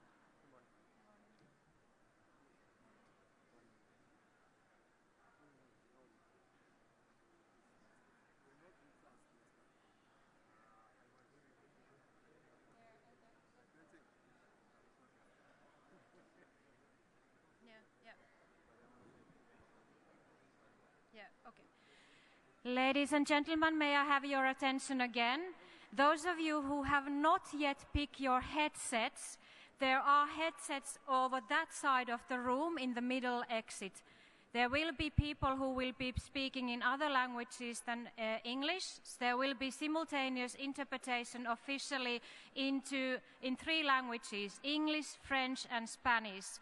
In addition to that, we have provided some ad hoc interpretation from some other languages. If you need hear other than English language, please do pick up your headset on that side of the corner where there's the sign, green sign exit. Thank you.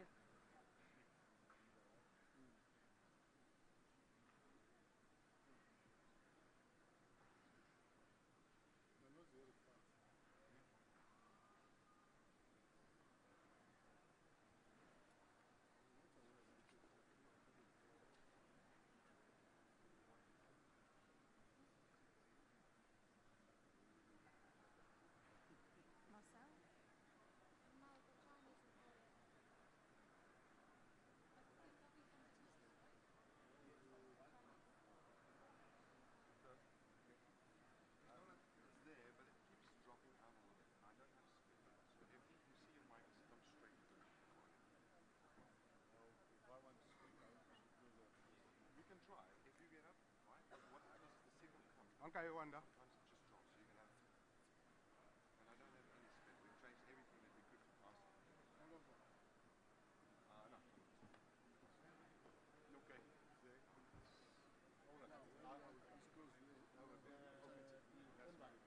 But you wouldn't hear properly. No, we'll mute it. We'll mute it. We'll control it. It's just when it starts dropping through, there's nothing you can do. Will you tell him? How will he know that it doesn't work? This gentleman, yeah, that's been miking you up. Yeah. I'll let him know. Just give me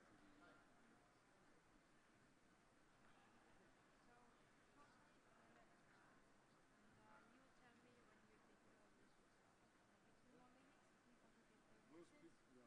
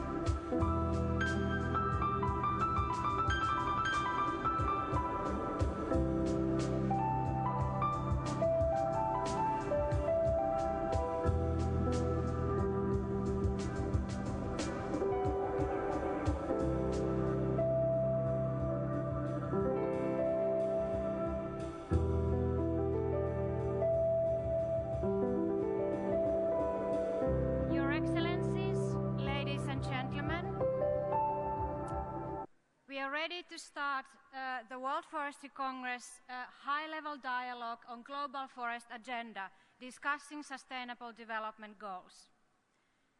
My name is Tiina Vähänen. I'm the Associate Secretary General of this 14th World Forestry Congress. and it's my great pleasure to welcome you to this high-level dialogue. As in the opening ceremonies, you heard all the high-level speakers saying that this is the first ever World Forestry Congress held on the African continent. Ladies and gentlemen, that is news in itself. However, this is also the biggest forestry gathering in the world of this decade. So it is an important event.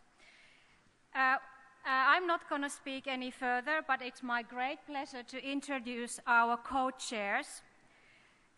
We have two co-chairs, His Excellency General Becky Cele, Deputy Minister of Agriculture, Forestry and Fisheries of South Africa. And we have another co-chair, Dr. Ella Kani, who is the chair of the World Forestry Congress International Advisory Committee. Many of you may also know him as a former Assistant Director General of FAO's Forestry Department.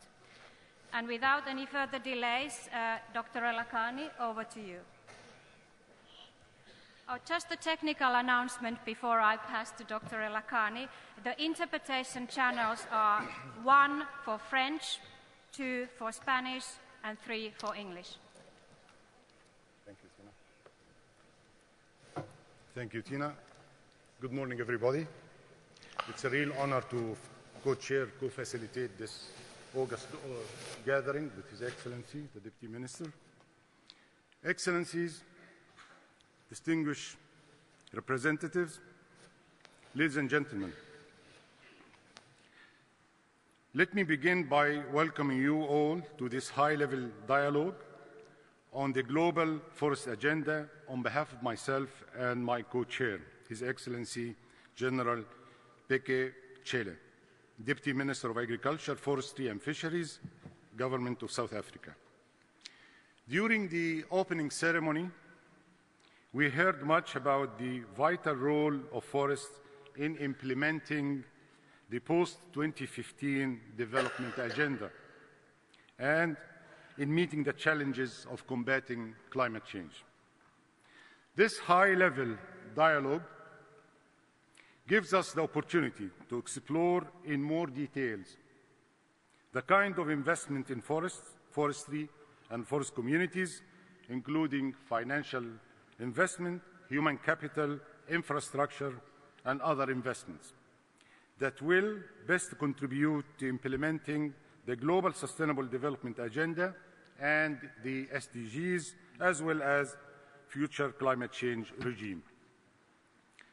Following this Congress, we will have a unique opportunity to send clear messages about the importance of forests to the United Nations General Assembly Summit for the adoption of the 2030 Agenda for Sustainable Development to be held in New York later on this month, and the UNFCCC COP21 to be held in Paris in 3 months' time. To help us shape these messages, we are greatly privileged this morning to hear from ministers with the responsibility for forestry and other distinguished high-level participants from around the world. Most welcome. In order to streamline our discussion, you have received a set of questions proposed by the Advisory Committee and the Secretariat, but some of the points that we would like to focus on here include the long-term vision for action on forests, the critical forest-related investment needs in your country, national success stories in increasing forest investment, and messages that you, your country, would like this Congress to send to the UNFCCC and to the UN General Assembly. Please feel free to address one or more of these points. I should now like to pass the floor to my co-chair, His Excellency General Becky. Thank you very much.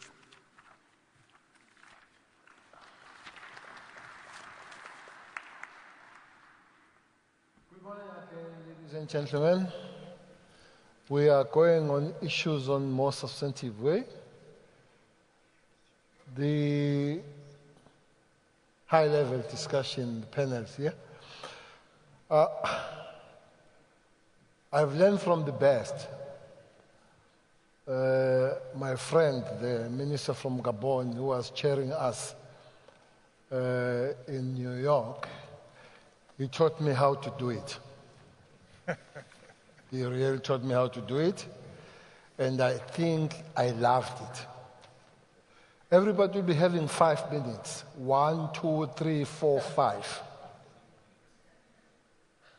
On the 4th minute, we'll remind you that you've got 60 seconds to go. On the 60th second, I'll raise my hand. That hand will cut you, you won't be hurt. And then we'll go next. Everybody's 5 minutes. So get and catch your best points. Hence, we're requesting you to speak rather than read. To take your top points before your 50, or not 50, your 5 minutes is gone. I hope I'm not a hanging judge, but if I need to hang, I will hang.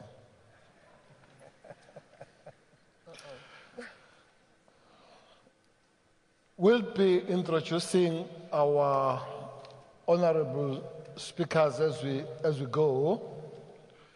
Our first speaker will be His Excellency Zhang Jianlong, Minister of State Forestry Administration in China. His Excellency.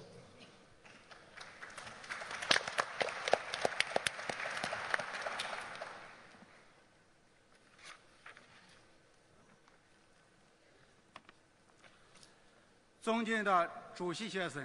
Chair, Your Excellencies, all the delegates, ladies and gentlemen. First, on behalf of the Chinese delegation, I would like to convey our warm congratulations to the convening of the 14th World Forestry Congress and our sincere gratitude to the government of South Africa and FAO for the thoughtful arrangement of this event. The year 2015 is crucial to global sustainable development and is an excellent opportunity for drawing up the new vision of global forestry development. The theme of the Congress, Forest and People, Investing in a Sustainable Future, indicates the relationship among forests, people, and sustainable development, and emphasizes the concept of investing in forests equaling investing in people and a sustainable future. That will play an important role in promoting the implementation of the post-2015 Sustainable Development Goals and improving global vision of forestry. Forests are the basis of human civilization and sustainable development. The Chinese government has a clear understanding on that.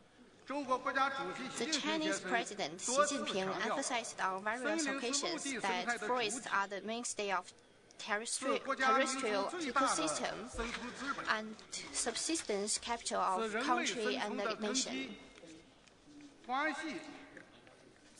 Forests are the basis of human subsistence and crucial to the security of survival, freshwater, territory, species, and climate.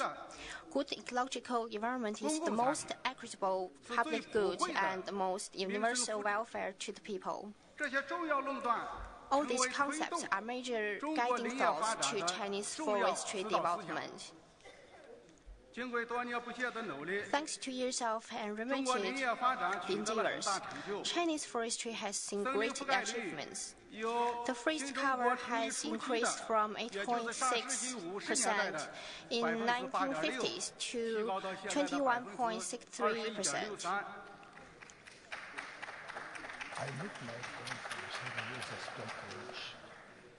The total forest area reaches 208 million hectares, and forest stock volume amounts to 15.1 billion cubic meters. However, China is also confronted with such challenges as shortage of forests, outstanding ecological insecurity, and lack of ecological products. We are taking a series of measures to promote the sustainable development of Chinese forestry, which is not only the realistic need of socio-economic development of China, but also a major contribution to global ecological security. Ladies and gentlemen, this Congress focuses on how to bring into play the role of forestry in implementing post-2015 sustainable development goals and addressing climate change. We consider the key is to vigorously promote sustainable forest management. Despite of the strong political will of international community in promoting sustainable forest management, due to the long-term existence of such barriers as population growth, farmland expansion, urbanization, climate change, shortage of investment, policy failure, and technical gap, it is a common challenge facing foresters in various countries to properly handle the relationship between forest and people in a more inclusive manner, coordinate diversified socio-economic demands on forests, and better promote sustainable forest management. We must strengthen cooperation and join our hands to address these challenges. Hereafter, I would like to make 3 recommendations. First, we need to continue promoting experience exchange in forest governance. We consider promoting sustainable forest management is more than a technical issue, but in essence about how to handle the relationship between forest and society, between forest and people. Second, we need to increase the investment in sustainable forest management through various channels. Forests shall be invested as ecological infrastructure that back up sustainable development. The international community shall motivate various resources, innovate financing models, and establish effective incentives. Third, we need to further improve global forest governance architecture and improve capacity of various countries in forest governance. And last, wish this Congress a full success.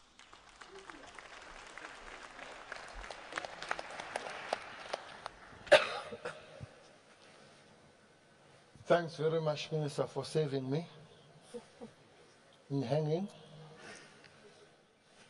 And thanks very much for putting us on a good precedence. Second speaker would be His Excellency Philip Ngolo Ngwese, Minister of Forestry and Fauna, Cameroon.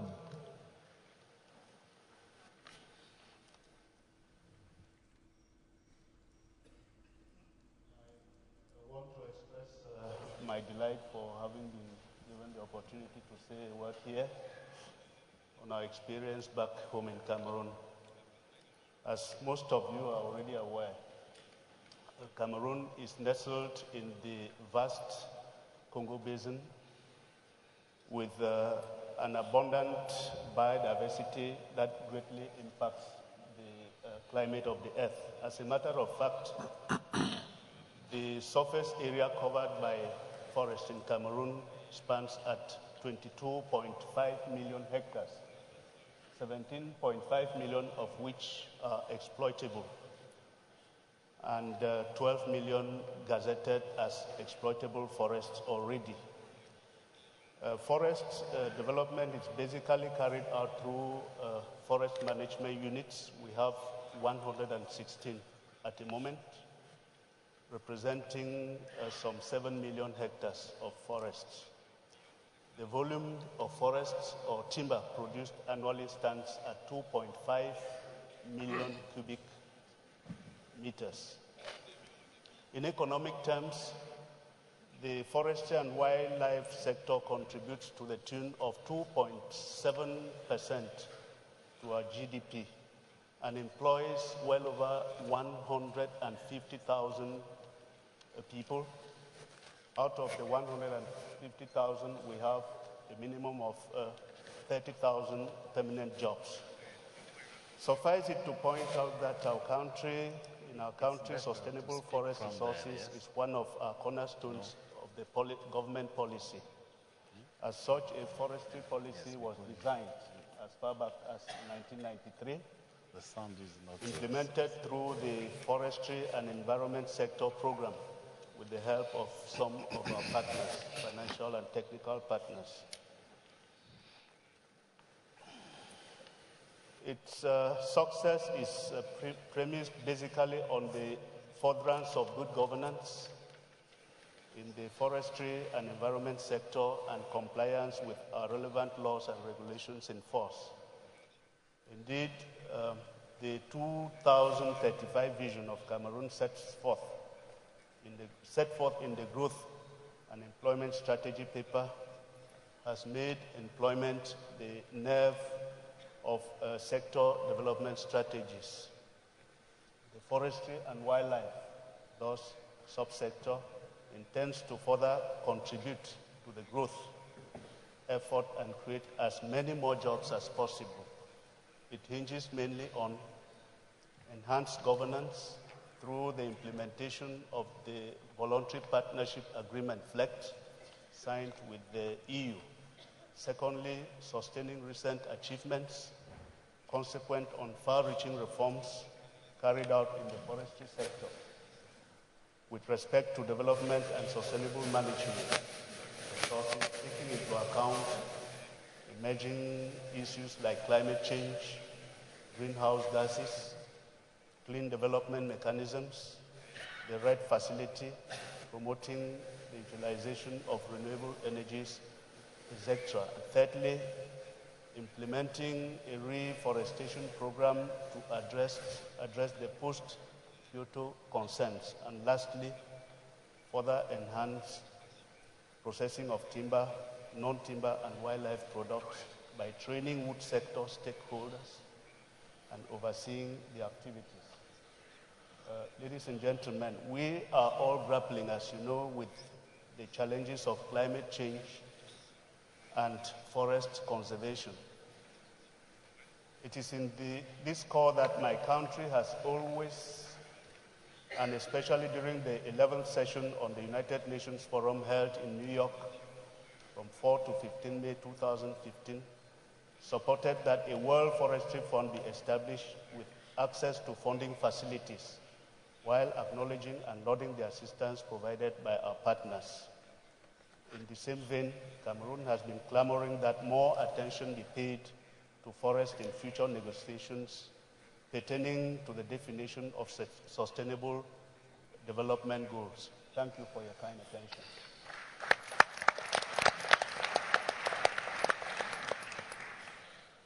Thank you very much. Doing so pretty on time. Hope we keep the trend.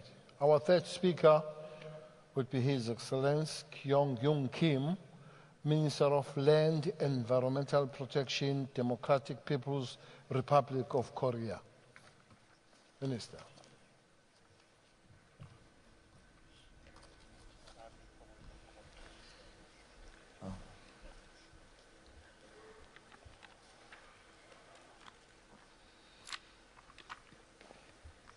존경하는 우장 선생, Your esteemed Your Excellency Chairperson, 대장관 여러 나라 대표 선생들, distinguished delegates from various 나는 countries, 제14차 세계 산림대회를 성과적으로 개최하고 I'd like to first of 우리 all to 대표단을 express 초청해 준 데 thanks to the 대하여 government 주최 중인 of the Republic of 남아프리카 South 공화국 Africa 정부와 and 유엔 United 식량 및 Nations Food 농업기구의 and 사의를 Agriculture 표합니다. Organization for the 세계의 successful 기후변화를 outcome of 완화하고 the 14th 사회 World 경제적 Forestry 이익을 높이는 Congress 데서 and for kindly 산림이 inviting 노는 our 역할에 대한 delegation 인식이 to this 더욱 Congress. 중대되고 있는 속에 진행되고 있는 이번 대회가 산림 파괴와 태화를 막고 지속적 산림 관리를 실현하기 위한 세계 여러 나라들 사이의 성과 경험들을 교환하고 2015년 이후의 산림 발전 문제를 토의하는 중요한 계기로 될 것이라고 생각합니다. 세계적으로 인구의 급격한 증가와 산림 개발, 상업적 채굴과 개간, 과도한 뗄나무 채취, 산불과 산림 병해충의 발생 등 여러 가지 자연적 및 인위적인 간섭에 인하여 여러 지역에서 귀중한 산림 자원이 파괴되고 폐하되고 있습니다. 산림 파괴와 대화의 효과로 산림이 제공하던 제품 생산 능력과 공사 능력을 약화시켜 산림이 인간에게 주던 혜택이 점차 낮아지고 있으며 and degrade the valuable resources of forests in different regions.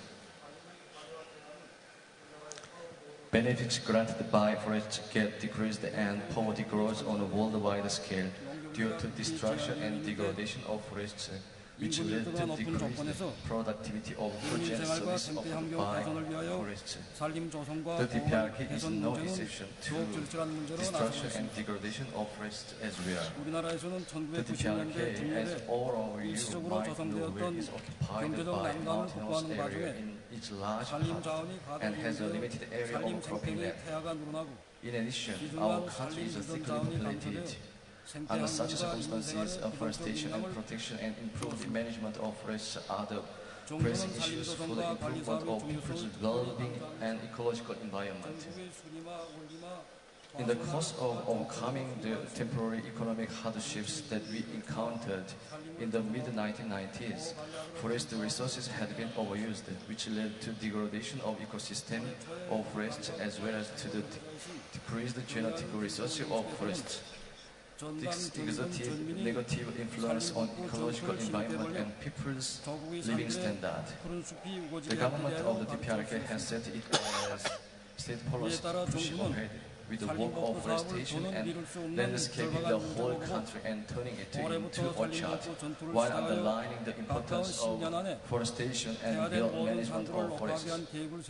Now the entire people of the country are engaged in a campaign for forestation and protective management of forests.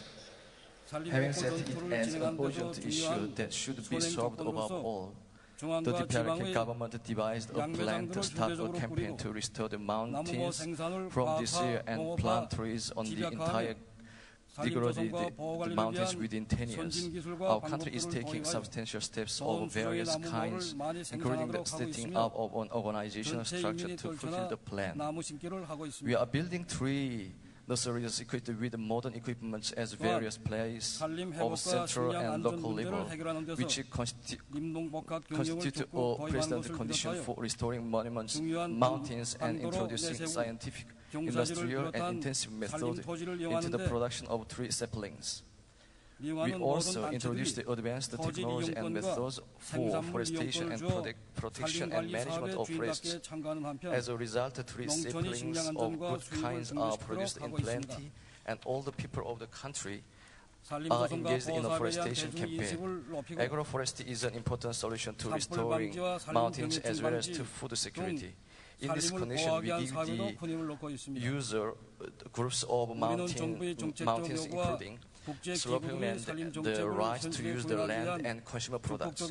This makes the people to become masters in the work to manage well the forests on one hand and the one hand. Food security and income of the rural production increase. We raise awareness among people why it is important to plant trees and protect forests. We also attach a great deal of importance to preserve forests, such as prevention of forest fires and pests. We will work hard to apply policies laid down by our government and international organizations to forest management so that our forests, which form a part of world forests would reach international standard. Sustainable management of forests is our ultimate goal.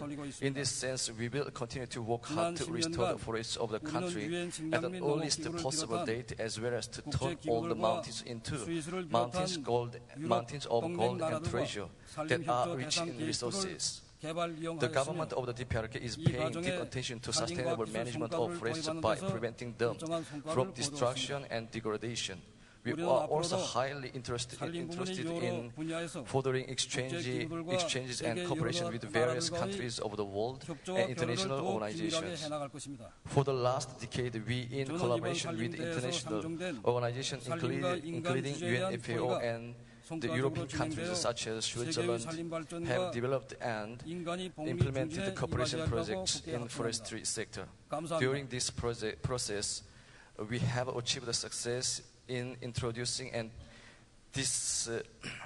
disseminating advanced scientific techniques in forestry sector.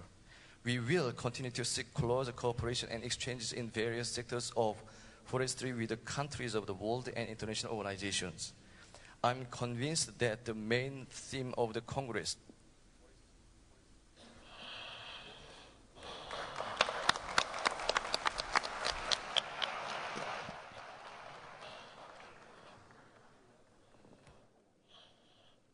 I'll request that interpreters, they interpret, they don't give their speeches. When the speaker is stopped, you stop where you are. Wherever, I don't know where you are. But don't give your own speeches.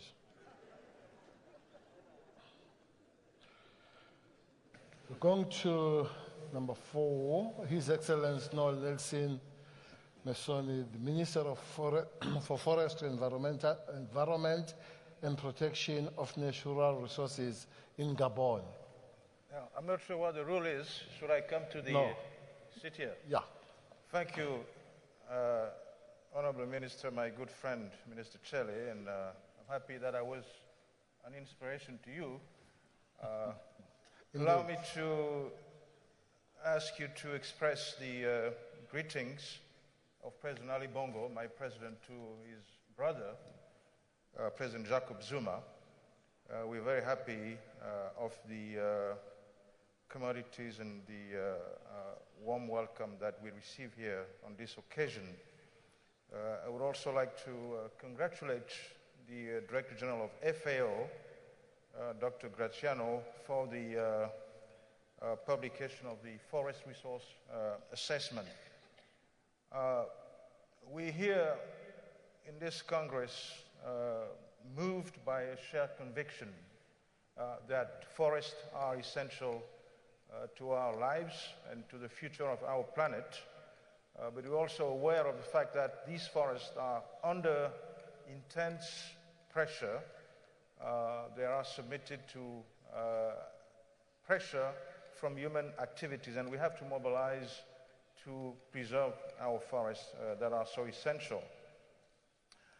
I was chair of the 11th session of United Nations Forum on Forest, and I'm very happy that we were able to adopt a resolution this year that the ECOSOC passed.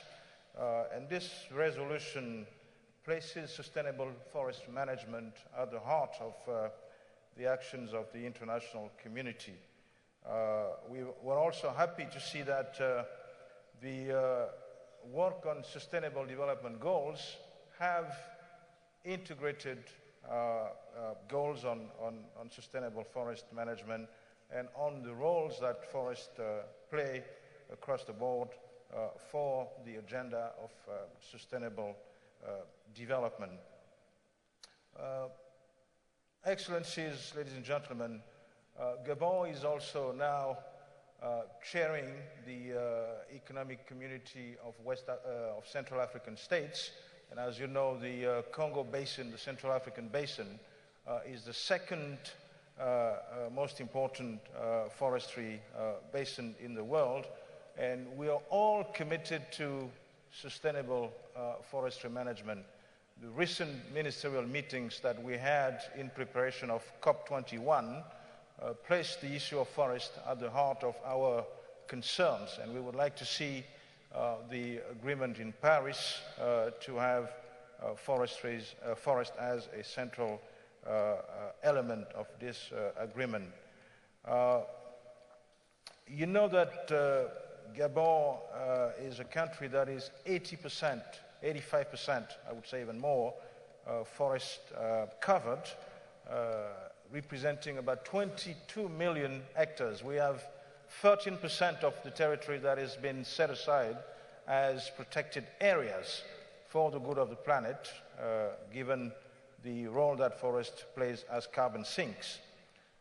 President Ali Bongo Ondimba, when he was elected, charted a new course of development with what we call Green Gabon as a central pillar of this policy. We want to continue managing sustainably our forest while also developing a timber industry that is based on that sustainable management, but also to develop agriculture. So, as we prepare to adopt the new development agenda and as we move to Paris for COP21, I would like to make just a few recommendations.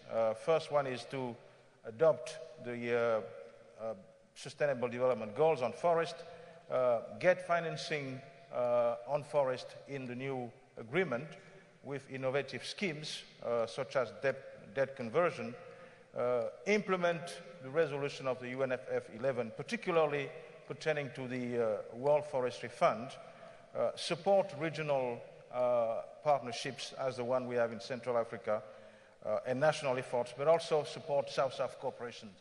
These are some of the recommendations that I would like to make in closing my contribution to this debate. I thank you very much.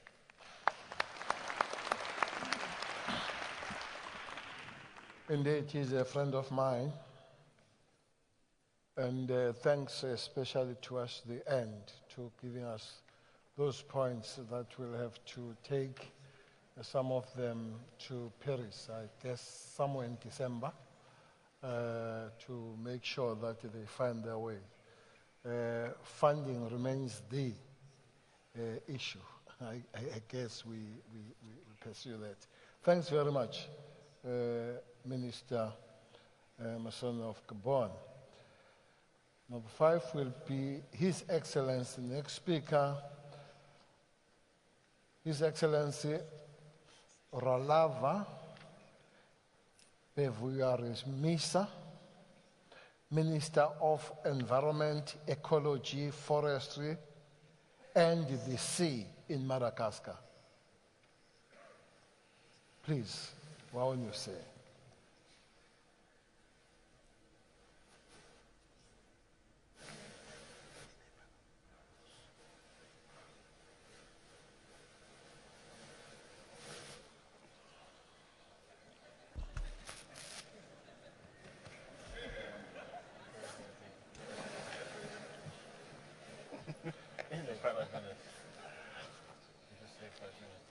I did ask whose chair is that. I was told it's occupied. All right. We'll go to the next speaker.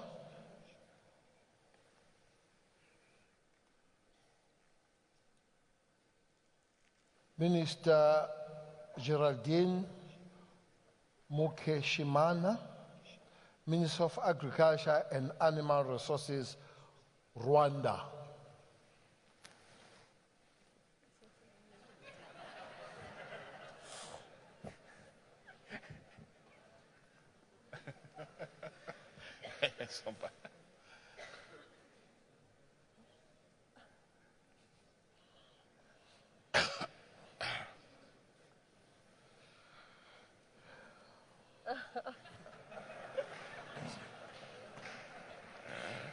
We'll go to, at least I saw him earlier on, he would have just touched in the middle of the way. His Excellency Henry Jombo, Minister for Forestry, Economy, Sustainable Development in the Republic of Congo.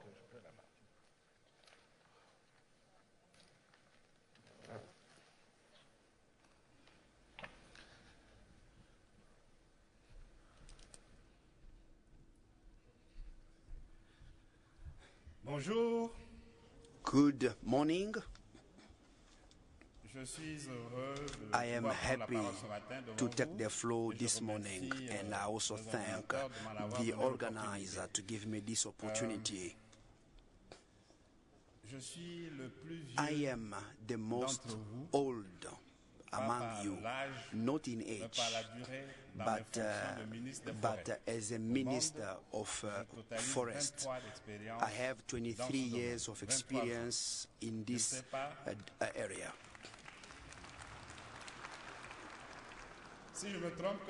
If I am mistaken, someone can raise his hand and say I am the most old. I am not proud of it as such, but just to tell you that during all this period, I have been through many meetings, international meetings on forestry. But what I get out of all of this is that international governance on forest has not made much progress. If the Congress can give us a progress on this, it will be good. And if we lose some battles, it is because this governance is not structured and it is not pushing for action. It is good to speak, to write, and to do more activities. But if there is no action, and if our intentions are not action-led, it will be evident that we will carry on speaking without any action. So I wish beforehand that we relook the structure, the basis, international basis of forest management. Secondly,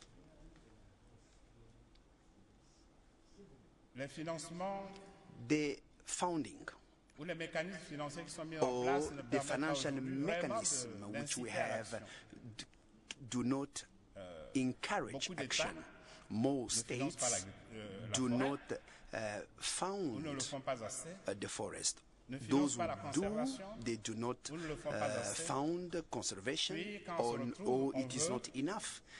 Or when we meet, we preserve the biodiversity. When we meet, we say, let's preserve biodiversity. When we meet, we say, let the forest help to fight against poverty. But we do not have sufficient means to get there. And it makes us tired. And most of the time, we meet in these meetings as women and men that can be trusted by our communities to act and lead the forestry world into its sustainability. So I ask myself a question, and sometimes I also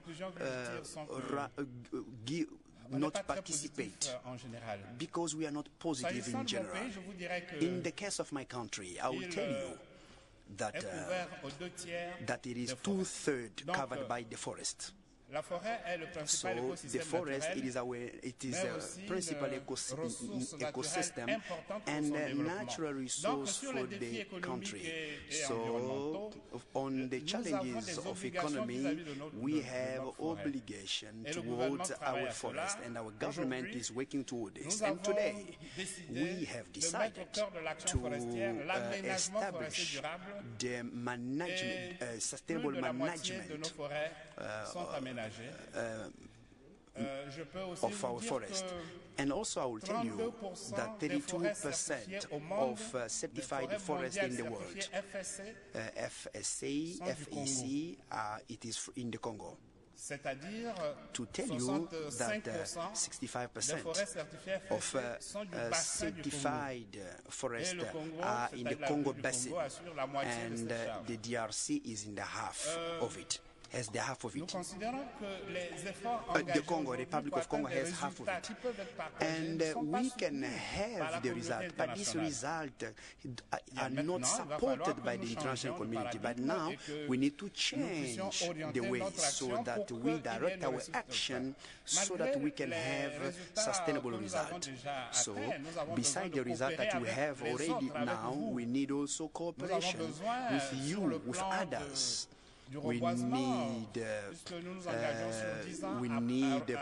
your support on the project. We have committed to plant 1 million plants. We need to combat illegal activities and trade. We need to cooperate with you so that we can learn from your success stories and which will allow us to act accordingly. That's why in the case of Congo Basin, which is a regional initiative of the Central African countries, we are working together and playing a great role. In Central Africa, we have started our international initiatives, which is the cooperation of the 3 international basins, even so that even countries that do not have diplomatic cooperation will be able to share. So I am not much disciplined of time, but I have to be quiet. You'll find me also in other forums. We have to discuss, and I hope that this is not my last participation to the Congress. I thank you for your attention.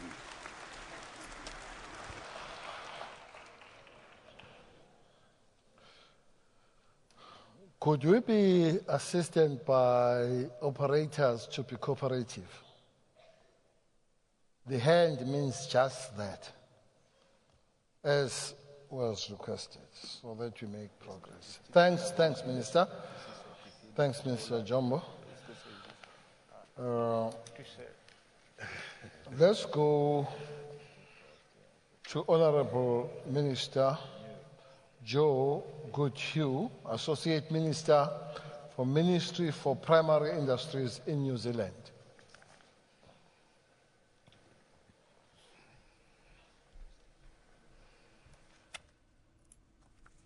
E aku rangatira, tēnā koutou katoa, ka nui te honore ki te mihi ki a koutou, which translated from Māori into English means distinguished audience, greetings to you all. It is my pleasure to speak with you at this time. I begin by acknowledging our South African hosts and also the FAO Director General Graziano da Silva. I acknowledge each of you, Excellencies, distinguished presenters, delegates to this Congress. It's an honour to address you on this unique gathering at a time when, more than ever, the value and role of forests in addressing emerging global challenges should be at the forefront of international consciousness. I opened my speech this morning with a customary Māori greeting, and although in New Zealand that is always considered appropriate, I feel that in addressing you here today it has particular significance. Iwi, or Māori tribes, are tangata whenua, or custodians of the land, and forests are considered taonga, cultural and historical treasures to be guarded for future generations. With this perspective in mind, today I wish to convey the value that forests hold for New Zealand, lessons learned from our experiences on how to best sustain and foster these values for future generations, and a willingness to share these lessons with the international community.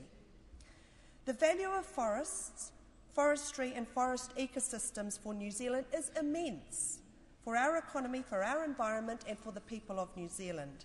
They are a core part of our history, our culture, our landscape, the economy and even our identity.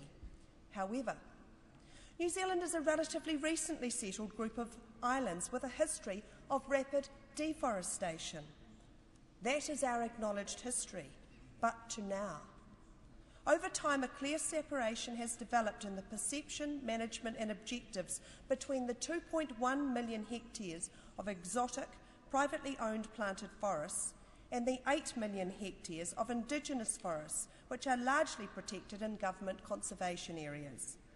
This has allowed us to develop domestic policy that supports a significant export industry from sustainably managed forests, while dedicating significant areas to the protection and conservation of our natural forests and their ecosystems.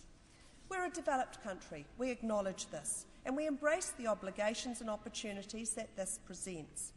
However, many of the environmental and land use challenges we face are shared with developing countries.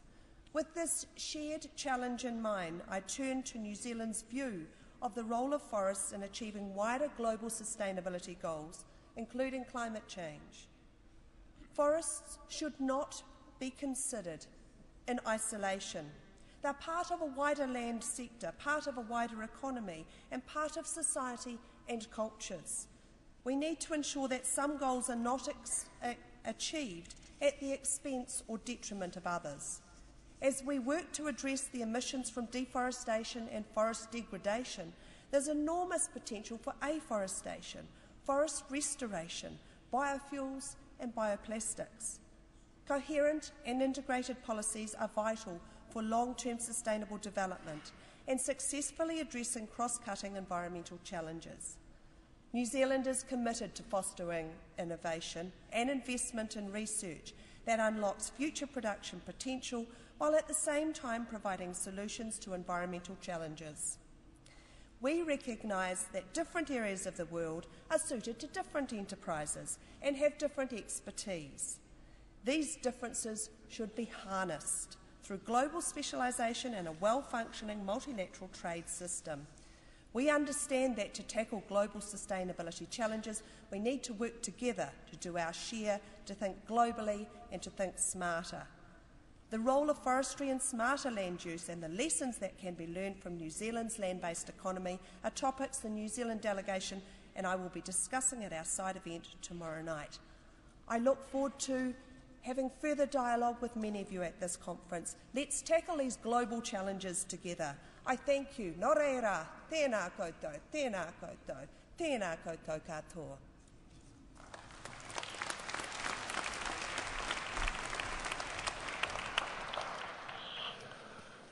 Thank you very much, Honourable Joe Gutshu, for those inspiring words. We'll proceed and go to Mr. Glenn Mazin, Assistant Deputy Minister, Natural Resources, Canadian Forest Services in Canada. Mr. Glenn Mazin. Thank you. Distinguished chairs, colleagues, ministers. Good morning, and thank you to the Congress organizers for the opportunity to speak at this high-level dialogue. Forests and people investing in a sustainable future is a theme which resonates with Canadians. We are a forest nation, stewards of 348 million hectares of forests, representing 9% of the world's forest cover and 24% of the world's boreal forest. Of that, 161 million hectares, effectively all of our working forest, are independently certified as sustainably managed. This is more certified forest than the total of the next 6 countries' certified forests combined. Canada retains 91% of its original forest cover. This is a clear reflection of a historical and ongoing commitment to both conservation and sustainable management of working forests. Colleagues, the critical role of forests in achieving key economic, social, and environmental objectives is globally recognized. But how do we focus? Let me suggest 3 ways. By investing in science and technology that informs sustainable forest management, by innovating to ensure forest health as well as multiple benefits, and thirdly, by contributing to international collaboration in areas such as landscape-level initiatives. Canada's commitment to sustainable forest management is firmly rooted in science, where we balance environmental, social, and economic needs. With only 0.5% of the world's population, Canada generates 4% of global knowledge on forests. And in the area of forest science specifically, We produce over 10% of the world's publications. We know that forests are the world's largest territorial carbon sink. Understanding forest carbon dynamics is a key element in any consideration of climate change. The Canadian Forest Service's carbon budget model has been central to our efforts to monitor, project, and report forest carbon stock changes and greenhouse gas emissions, and to evaluate mitigation options involving the management of forests and harvested wood products. With this tool, Canada has made major advances in its understanding of forest-based carbon dynamics and greenhouse gas emissions. These advances have been made not only at home, but also abroad. Since 2005, we have shared this expertise and provided training to over 160 experts from 25 countries so that they too are better able to understand and communicate to policymakers and others on forest carbon dynamics. One theme of this Congress this week is innovation.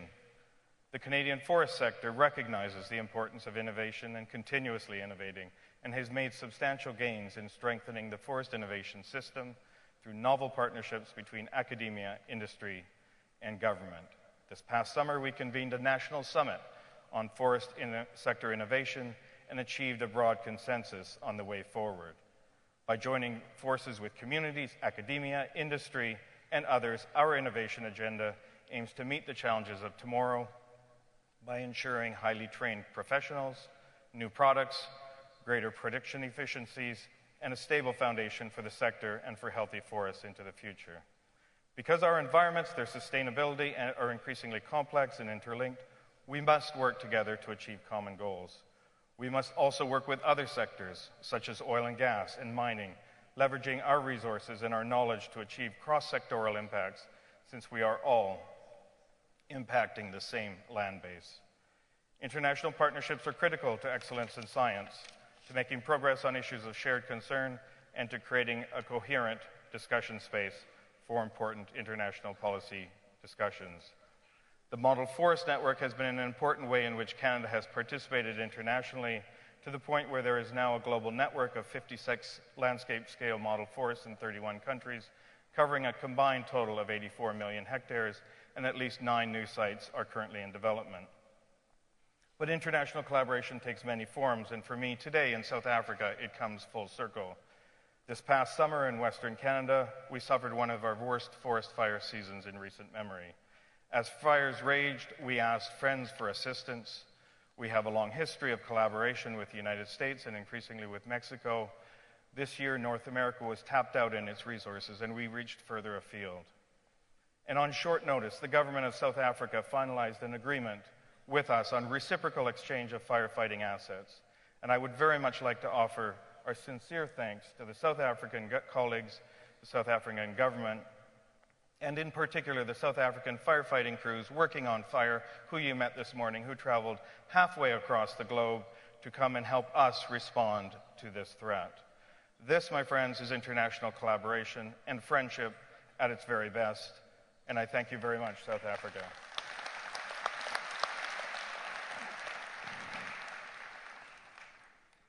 My very best wishes for a rewarding week. Well, thank you very much,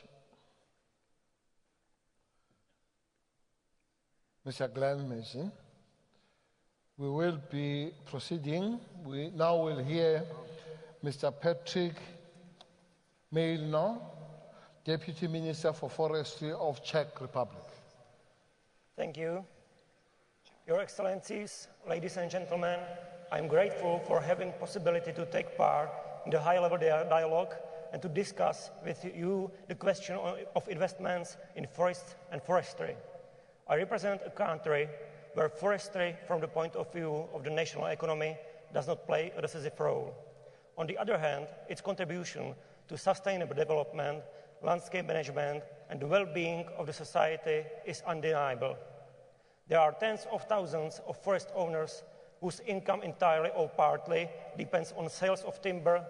Most of people, however, benefits from other goods and services provided by forests, notably recreation, clean water, non-wood forest products, such as berries and mushrooms. It is interesting to look at what has changed in our forestry section over the last 25 years. While some challenges have been successfully addressed, others still persist. From the economic point of view, and here we come to success stories, our forest sector has been successfully transformed from the central managed to the market-oriented one. This complicated process encompassed restitutions, privatization, adoption of the new state forest policy, and adoption of the new forest law. These and other related steps may become recommendations for similar processes in other countries facing similar challenges as the Czech Republic had to face at the beginning of the 1990s. What is clear from our experience is that secure tenure rights, market economy, and efficient forest law enforcement are necessary preconditions for investments in the forest sector. With the re-establishment of numerous groups of private and municipal forest owners, we also had to create an effective system of incentives to ensure that forest-related benefits to the society are effectively delivered. I am glad to say that thanks to these tools, and forest cover has been constantly growing, and three species composition of forest has been gradually changing toward the natural one, thus improving their ecological stability. There are many opportunities for the development of the forest sector, especially as part of the green economy. We need to significantly improve the competitiveness and viability of all value chain based on forests and to maximize the contribution of the forest sector to the well-being of rural communities. That especially means to create new green decent jobs. We also face new challenges such as adverse impacts of climate change on forests, longer and more profound periods of drought caused by dieback of less tolerant threat species. These processes determine our investment priorities in the forest sector. We need to stimulate production of new and innovative products with higher added value, with particular emphasis on promoting development of micro and small enterprises which significantly contribute to the employment in rural areas.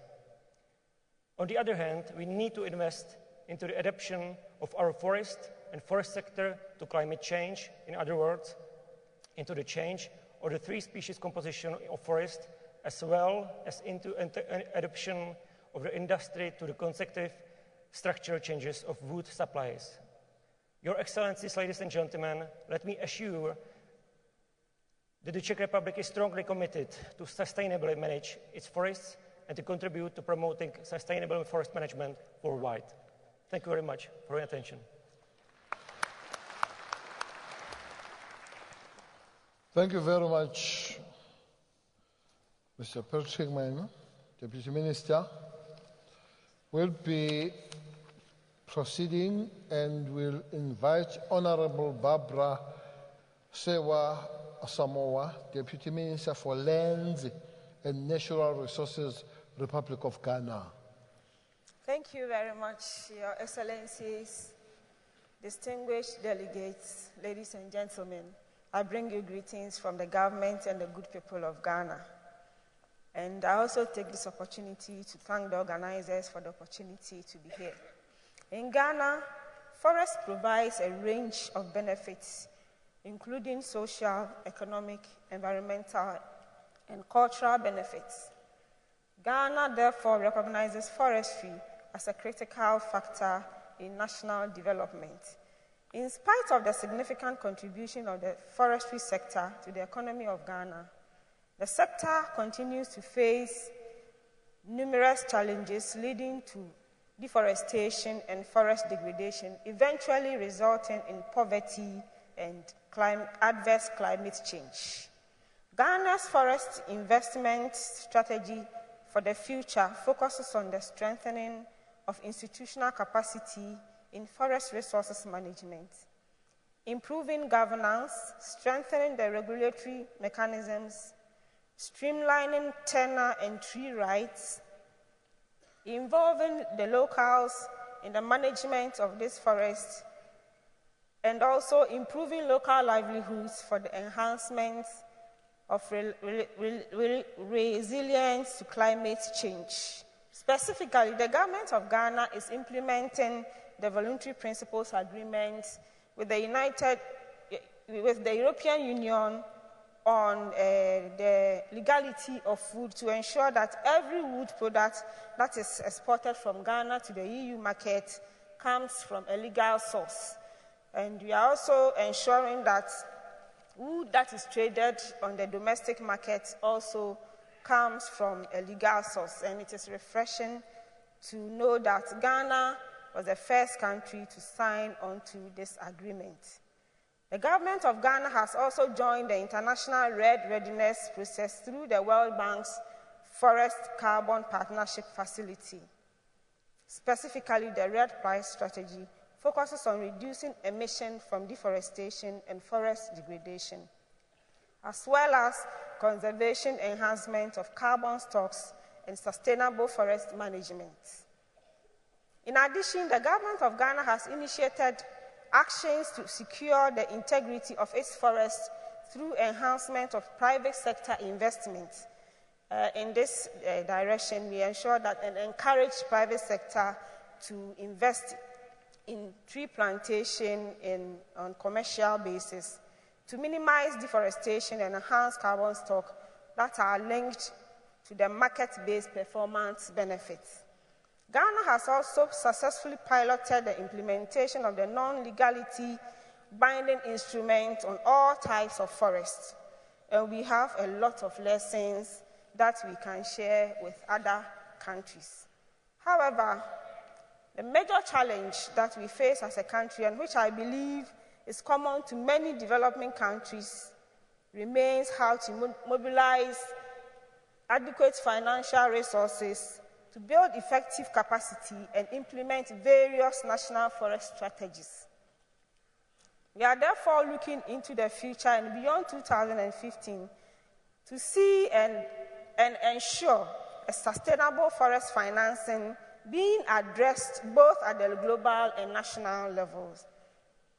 We have had long periods of discussion of this issue over the years, and it is time for us to put it into implementation to ensure that we protect our forests in future. Similarly, the issue of capacity building at all levels is critical for the improvement of forest governance. Indeed, Ghana is looking forward to the conclusion of this Congress and other upcoming international arrangements to guide us in the implementation of our forest investment programs in future. Thank you once again for the opportunity, and we are very grateful. May God bless us all. Thank you.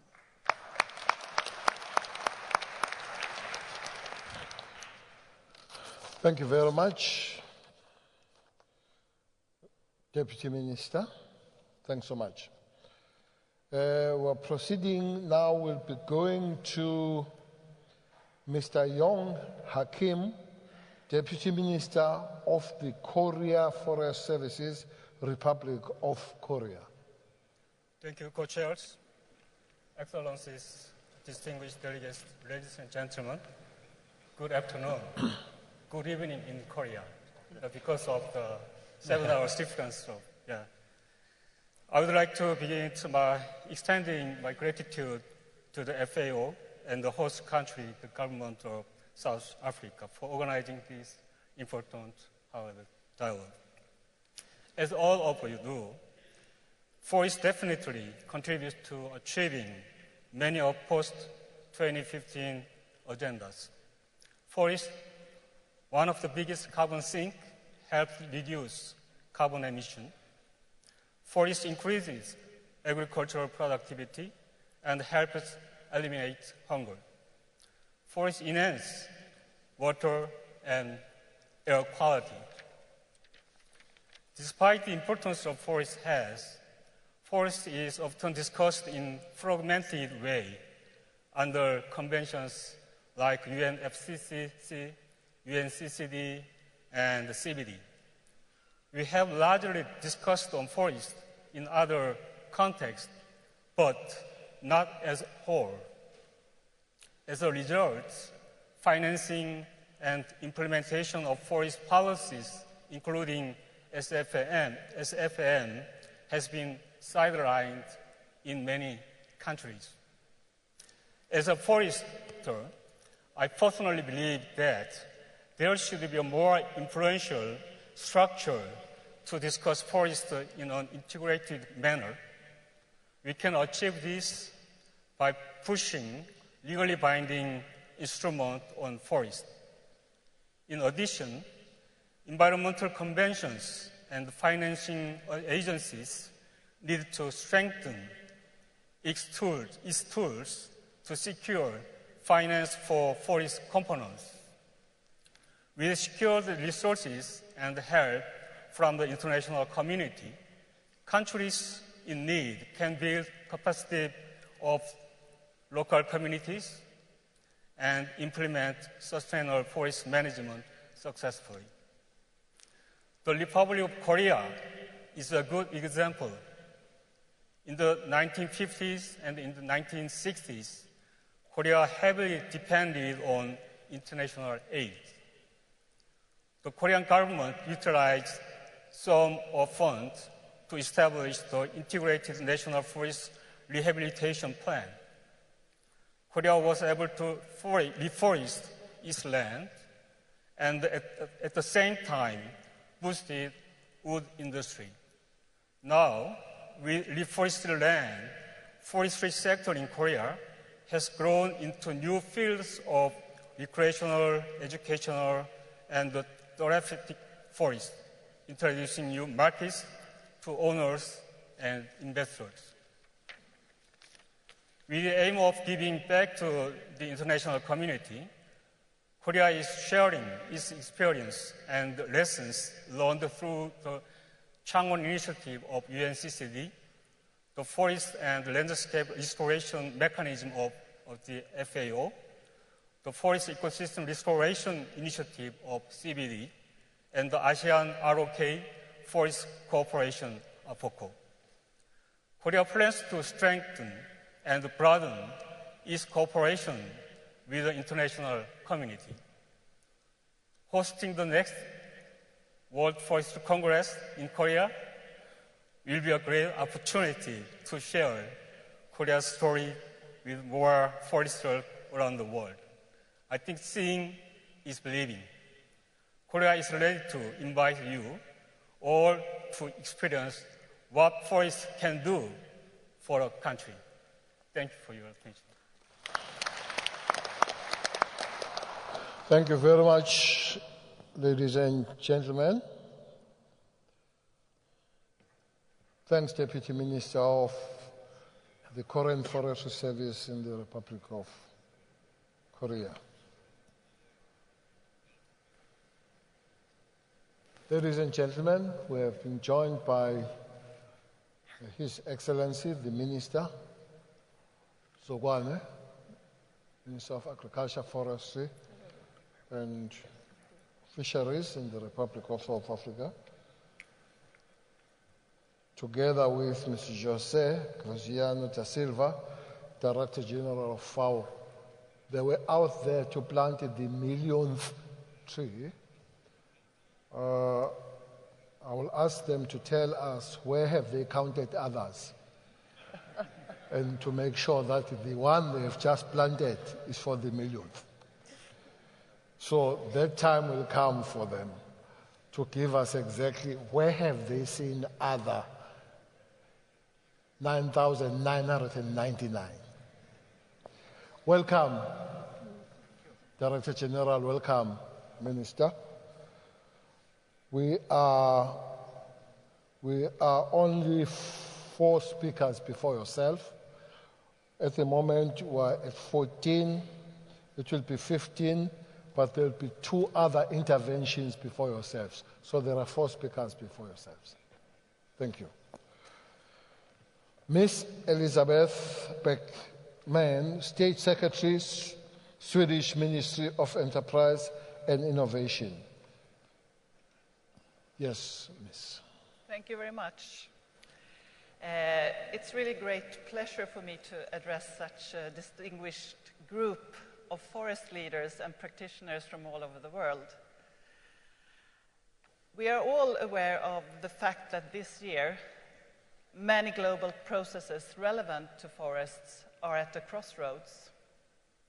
And I believe that the solutions to transforming our world, to set us on a more sustainable and climate-smart path, may be found in many places, within the United Nations, other international organizations, regional platforms, our own countries, and through research, private sector initiatives, and active engagement of civil society, but also in our everyday life in forested landscapes across the world. The challenges at hand is how we manage to ensure that forests and sustainable forest management interconnect with all these different levels, engage in dialogue with other sectors, as well as successfully contribute to relevant SDGs and tackling climate change. For this, we need to have a long-term vision for action on forests. Forest friends, let me share with you some ideas of what my government believes to be important for this long-term vision of action.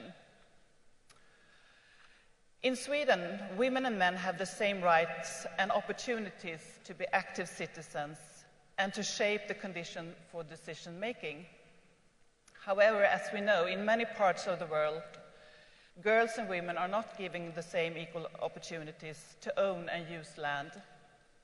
We strongly believe that in order for the forest sector to be competitive, it needs to use the skills of both women and men. And Sweden would like to see greater investments which emphasize gender equality in the forest sector and secure long-term land tenure and good governance. These issues speak to our own experiences. In the beginning of the 20th century, a large part of the Swedish forests had been cut down and degraded due to the high demand of timber during the industrialization of our country and the rest of Europe.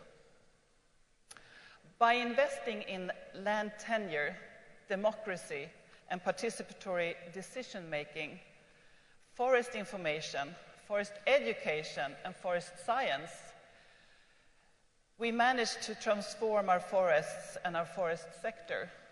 And today, forests cover 70% of Sweden, and they provide multiple products and services. And forests are really the backbone of our economy, and therefore forests are truly our green gold. However, just as in many places around the world, Sweden is tackling challenges of urbanization and unemployment, particularly youth unemployment. And it's really a challenge to keep young people in the rural areas, to find long-term employment. And I am therefore particularly pleased to notice that this Congress will address youth forest for the future. We need to capture the interest of children at an early age for forests and their sustainable management. And as Nelson Mandela once said, education is the most powerful weapon which you can use to change the world, and I think we could all agree to that. The Swedish government is determined to do something about these challenges. My government is prioritizing education. We believe that the future starts in our schools. We also see great opportunities in the forest sector, in particularly in the increased use of wood in construction and building sectors, and through new innovations and increased export of forest products. To help define how forests can contribute to a bio-based economy, Sweden is now in the process of developing a national forest program. And we believe and we hope that such a program may indeed also be a useful tool to anchor forest-relevant SDGs and forest actions that can mitigate climate change. Thank you very much.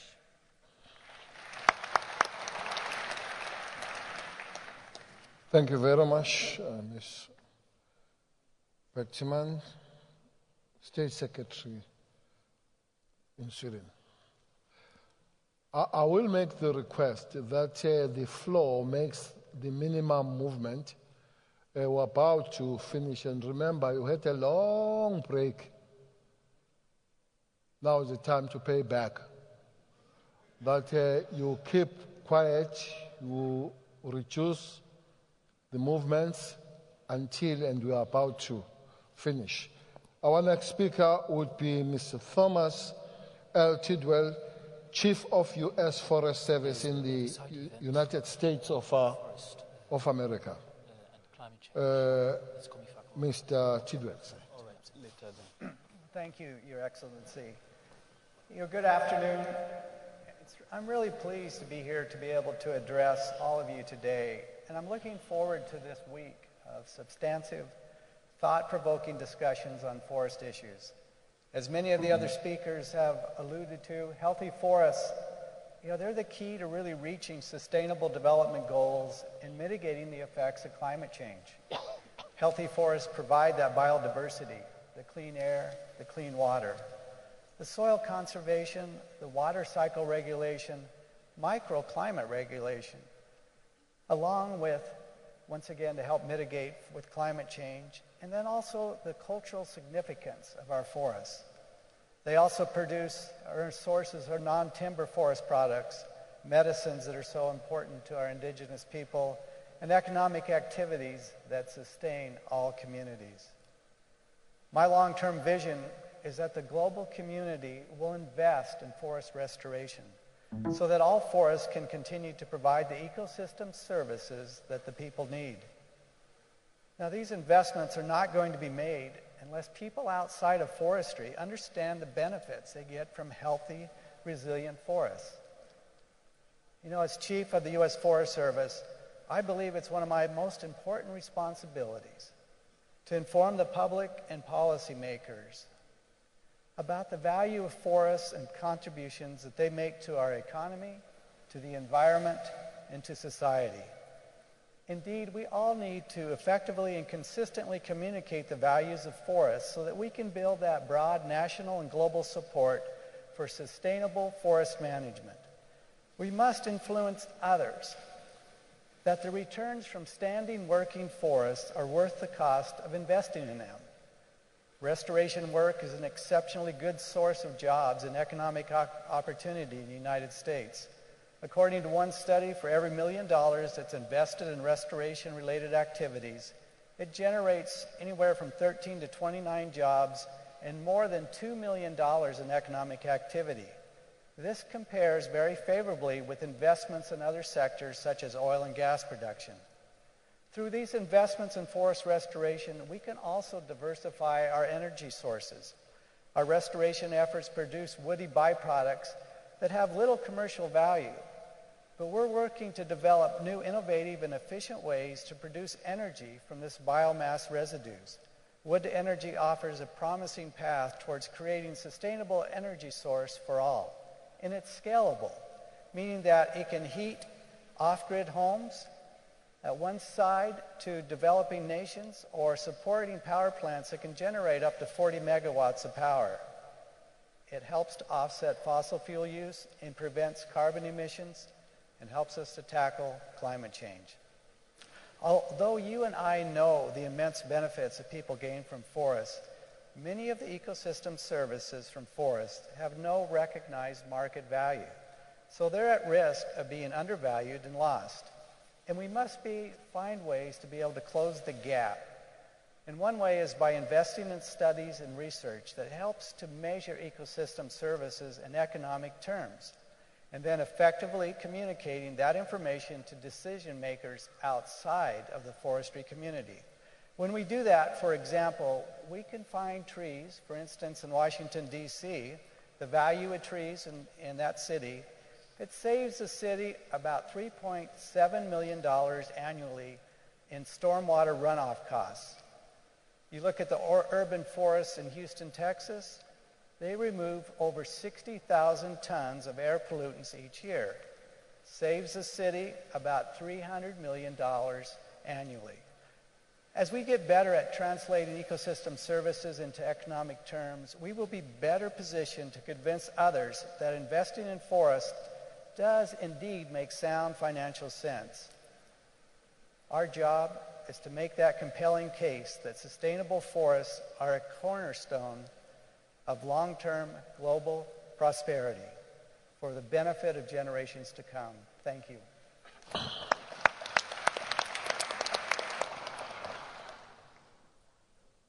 Thanks very much, Mr. Tedwell, Chief of U.S. Forestry Service.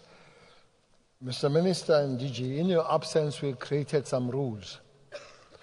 One of those rules is that while all animals are equal and some more than others, but here they're really equal, they all fit in 5 minutes. Then there will be special intervention from France. That will be Ms. Nathalie Babet, Deputy Chief Director for Forestry, Ministry of Agriculture, on behalf of the Presidency of COP21. That will be a special intervention. The rule is 5 minutes. Monsieur le Président, Mesdames et Messieurs les ministres, Mesdames et Messieurs les délégués, la France est très heureuse de pouvoir participer à ce 14e congrès Congress, the first one, took place in Africa, and I thank South Africa for excellent welcome in Durban. This event, which is unique in its area, shows how forests are very important in the development. In the agenda, in the post-25 agenda. On this session takes place a few weeks prior to the 21st conference of UN COP for the climate that will take place from 30th November to the 11th of December 25. The forest is in the heart of climate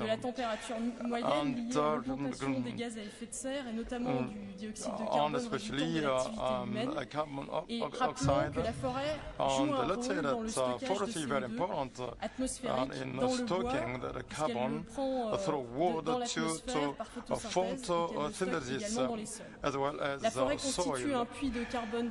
And the forest is a source of carbon, storing annually almost 20% of carbon emission globally. However, deforestation and forest degradation are also responsible for 11% of global emission. That's reducing or stopping those emissions is a major stake in the climate negotiation. In addition, the forest is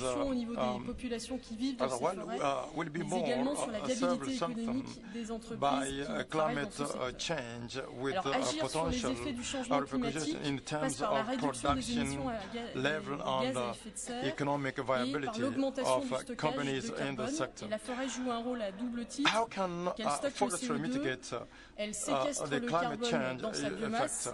Donc en fait, on a deux possibilités pour concrètement agir sur la lutte contre le changement climatique. La diminution c'est accroître les espaces forestiers par des plantations ou optimiser la gestion existante pour produire plus de bois d'œuvre et donc du coup stocker plus longuement le carbone dans des produits. Alors les produits bois stockent du carbone et puis on utilisera ces produits dans les matériaux de construction, l'emballage, l'ameublement, puis on augmentera la durée de stockage pour finir à la fin par un recyclage et par une valorisation énergétique.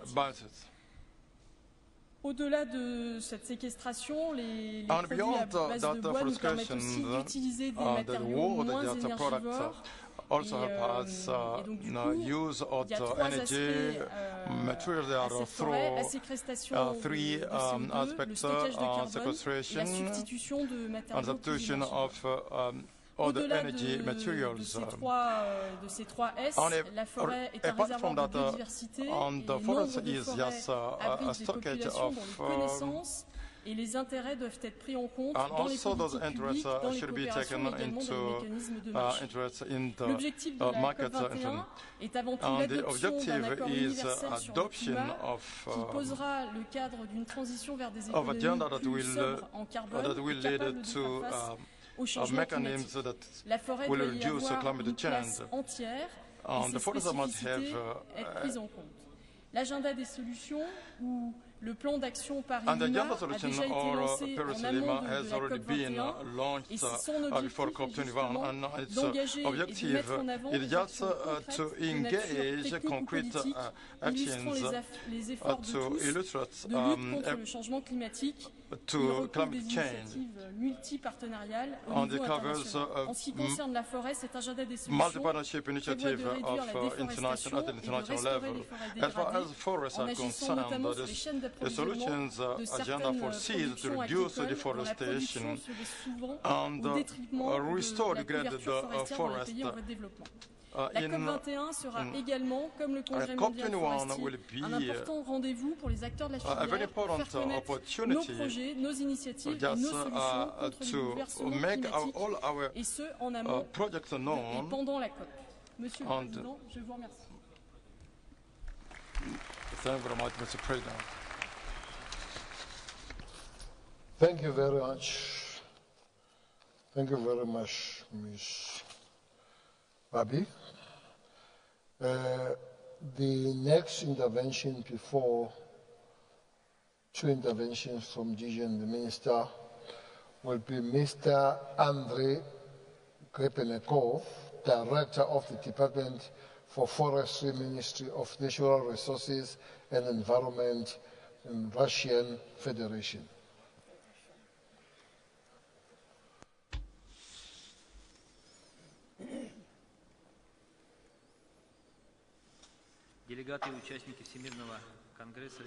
Dear ladies and gentlemen, delegates and participants of the World Forestry Contest, as noted in the report of the United Nations on Sustainable Development, improving people's welfare continues to be one of the main activities of the UN. The new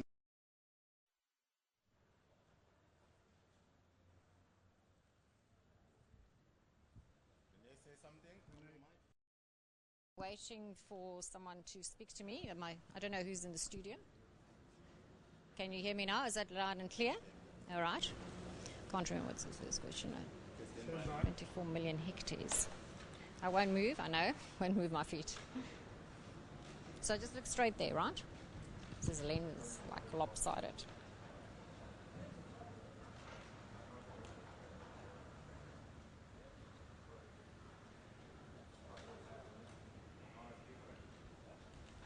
Yes. Yes. No, I can't hear studio. I can just hear you. I'm not hearing anything else.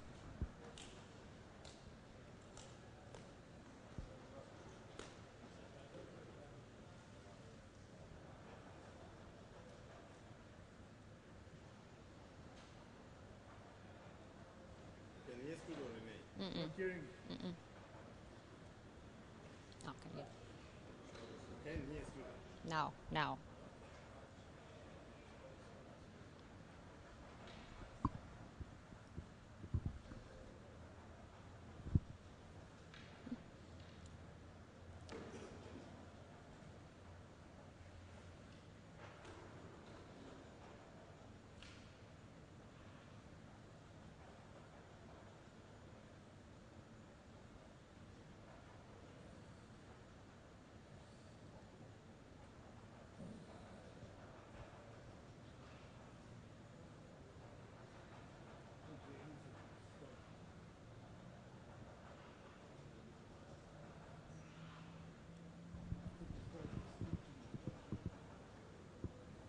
Here, okay, not out of place. Sorry?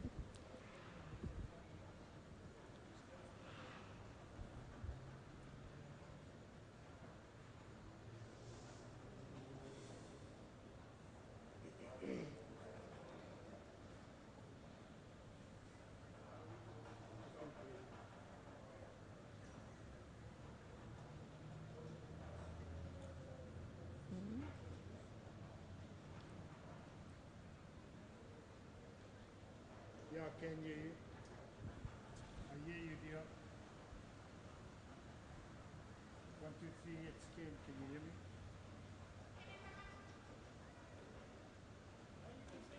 I'm just not hearing the director.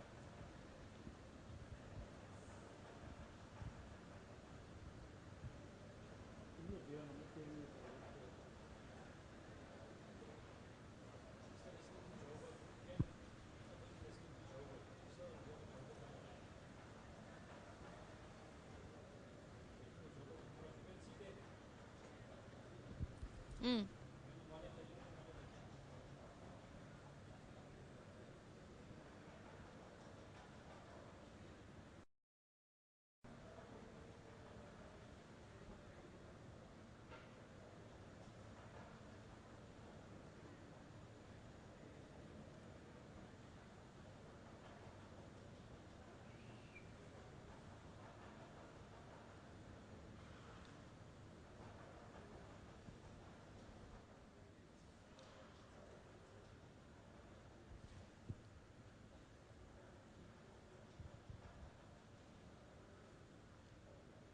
Yes, thank you.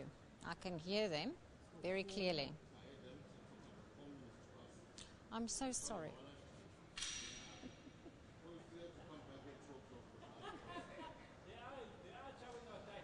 We'll put it down to blondness.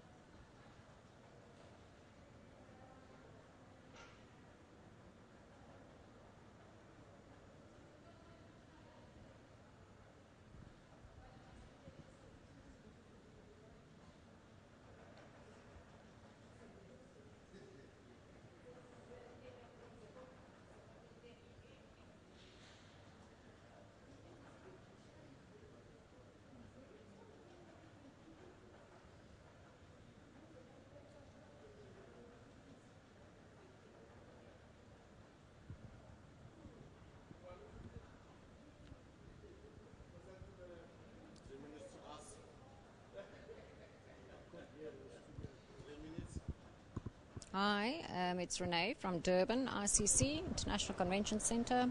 Okay. No, it's just me for a quick one, yeah. Didn't. Okay.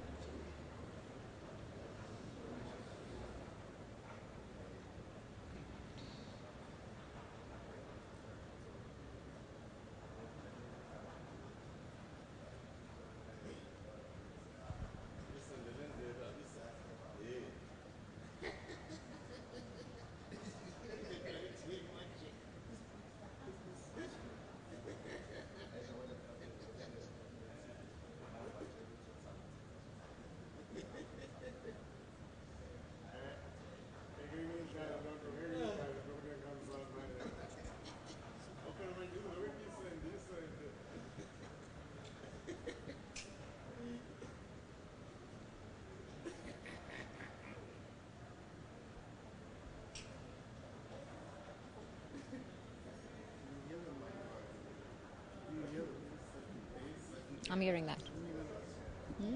No, I can't hear them. I hear that. I only hear off air. I only hear that. They're not talking to me. Less than 2 minutes, nice. No, I don't know. Ken is asking. I think he's not hearing the studio. He didn't know how much time till us.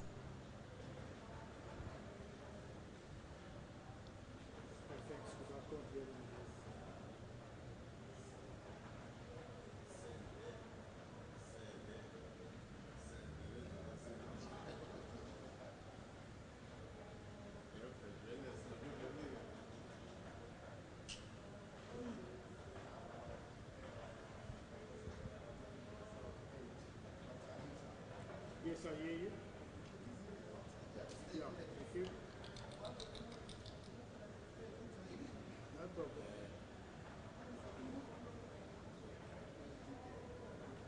Okay. No, I'm not worried.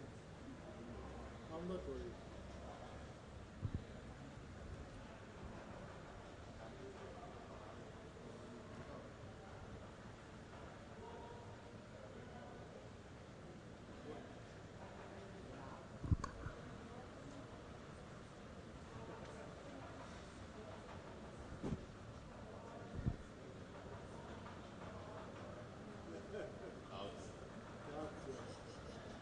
I'll ask Ed now because I see he's suffering. Says his friend from Nigeria wants to know.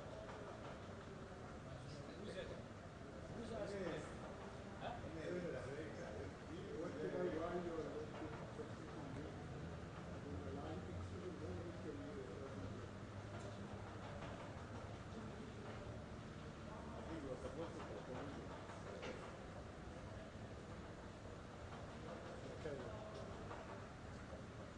Them guys, maybe they are coming to us.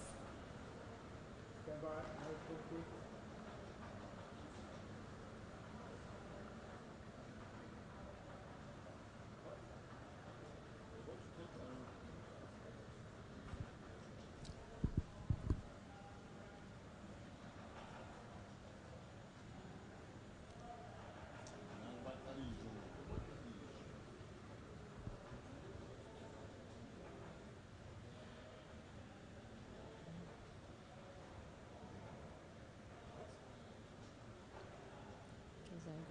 Silva, Director General there.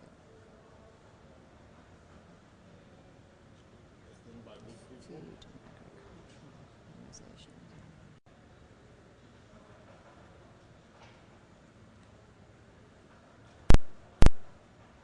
Stand by right now. Can we take that? I don't know. Is it in the shot?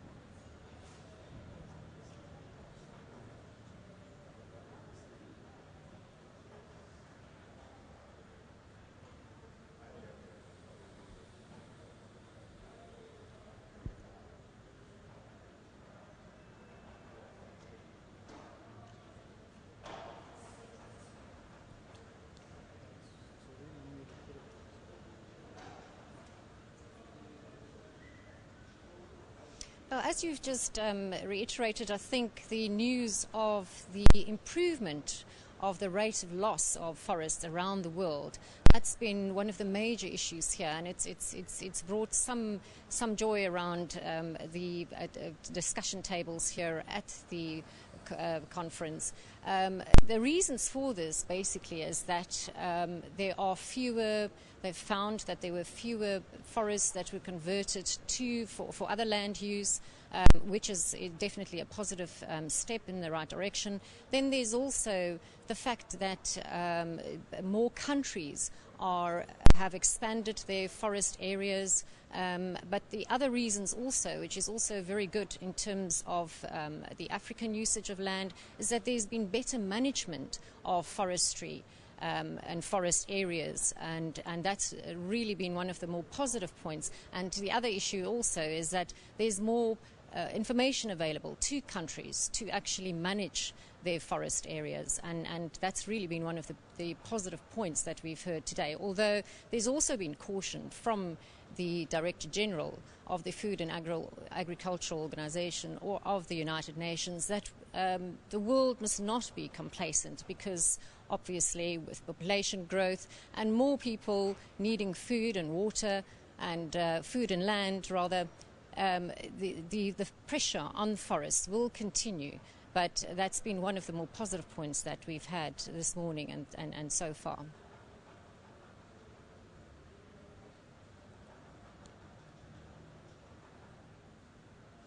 Yes, the President of the African Union Commission, Nkosazana Dlamini-Zuma, said that with a focus on Africa, we've seen here, because it's the first time the conference is held on African soil, and which makes it really very important. And as we've said, it's always been a focus. The African forests have been under some tremendous pressure. But then also there's also the fact that the forestry, commercial forestry, for instance, can provide a better livelihood for so many more people. So the investment should lie, perhaps, in looking at the expansion of these kind of operations. But obviously, the whole focus would be on sustainable use of forestry to get more people involved, but also at the same time protecting these forests and protecting the environment, and to make it viable for people around these forests.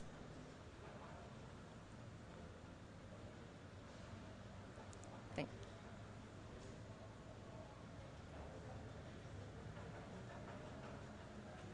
Thanks. What happened?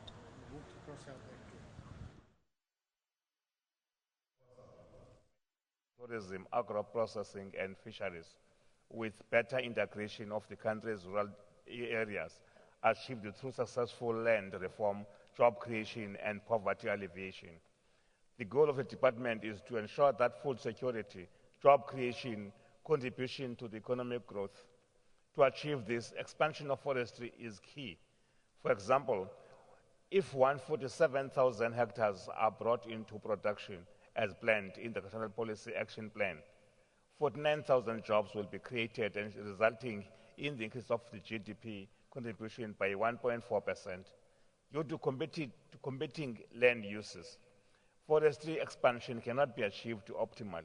Thus, the country is exploring agroforestry systems that are conducive for our local conditions.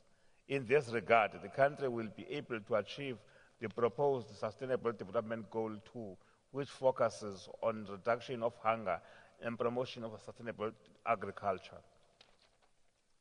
In terms of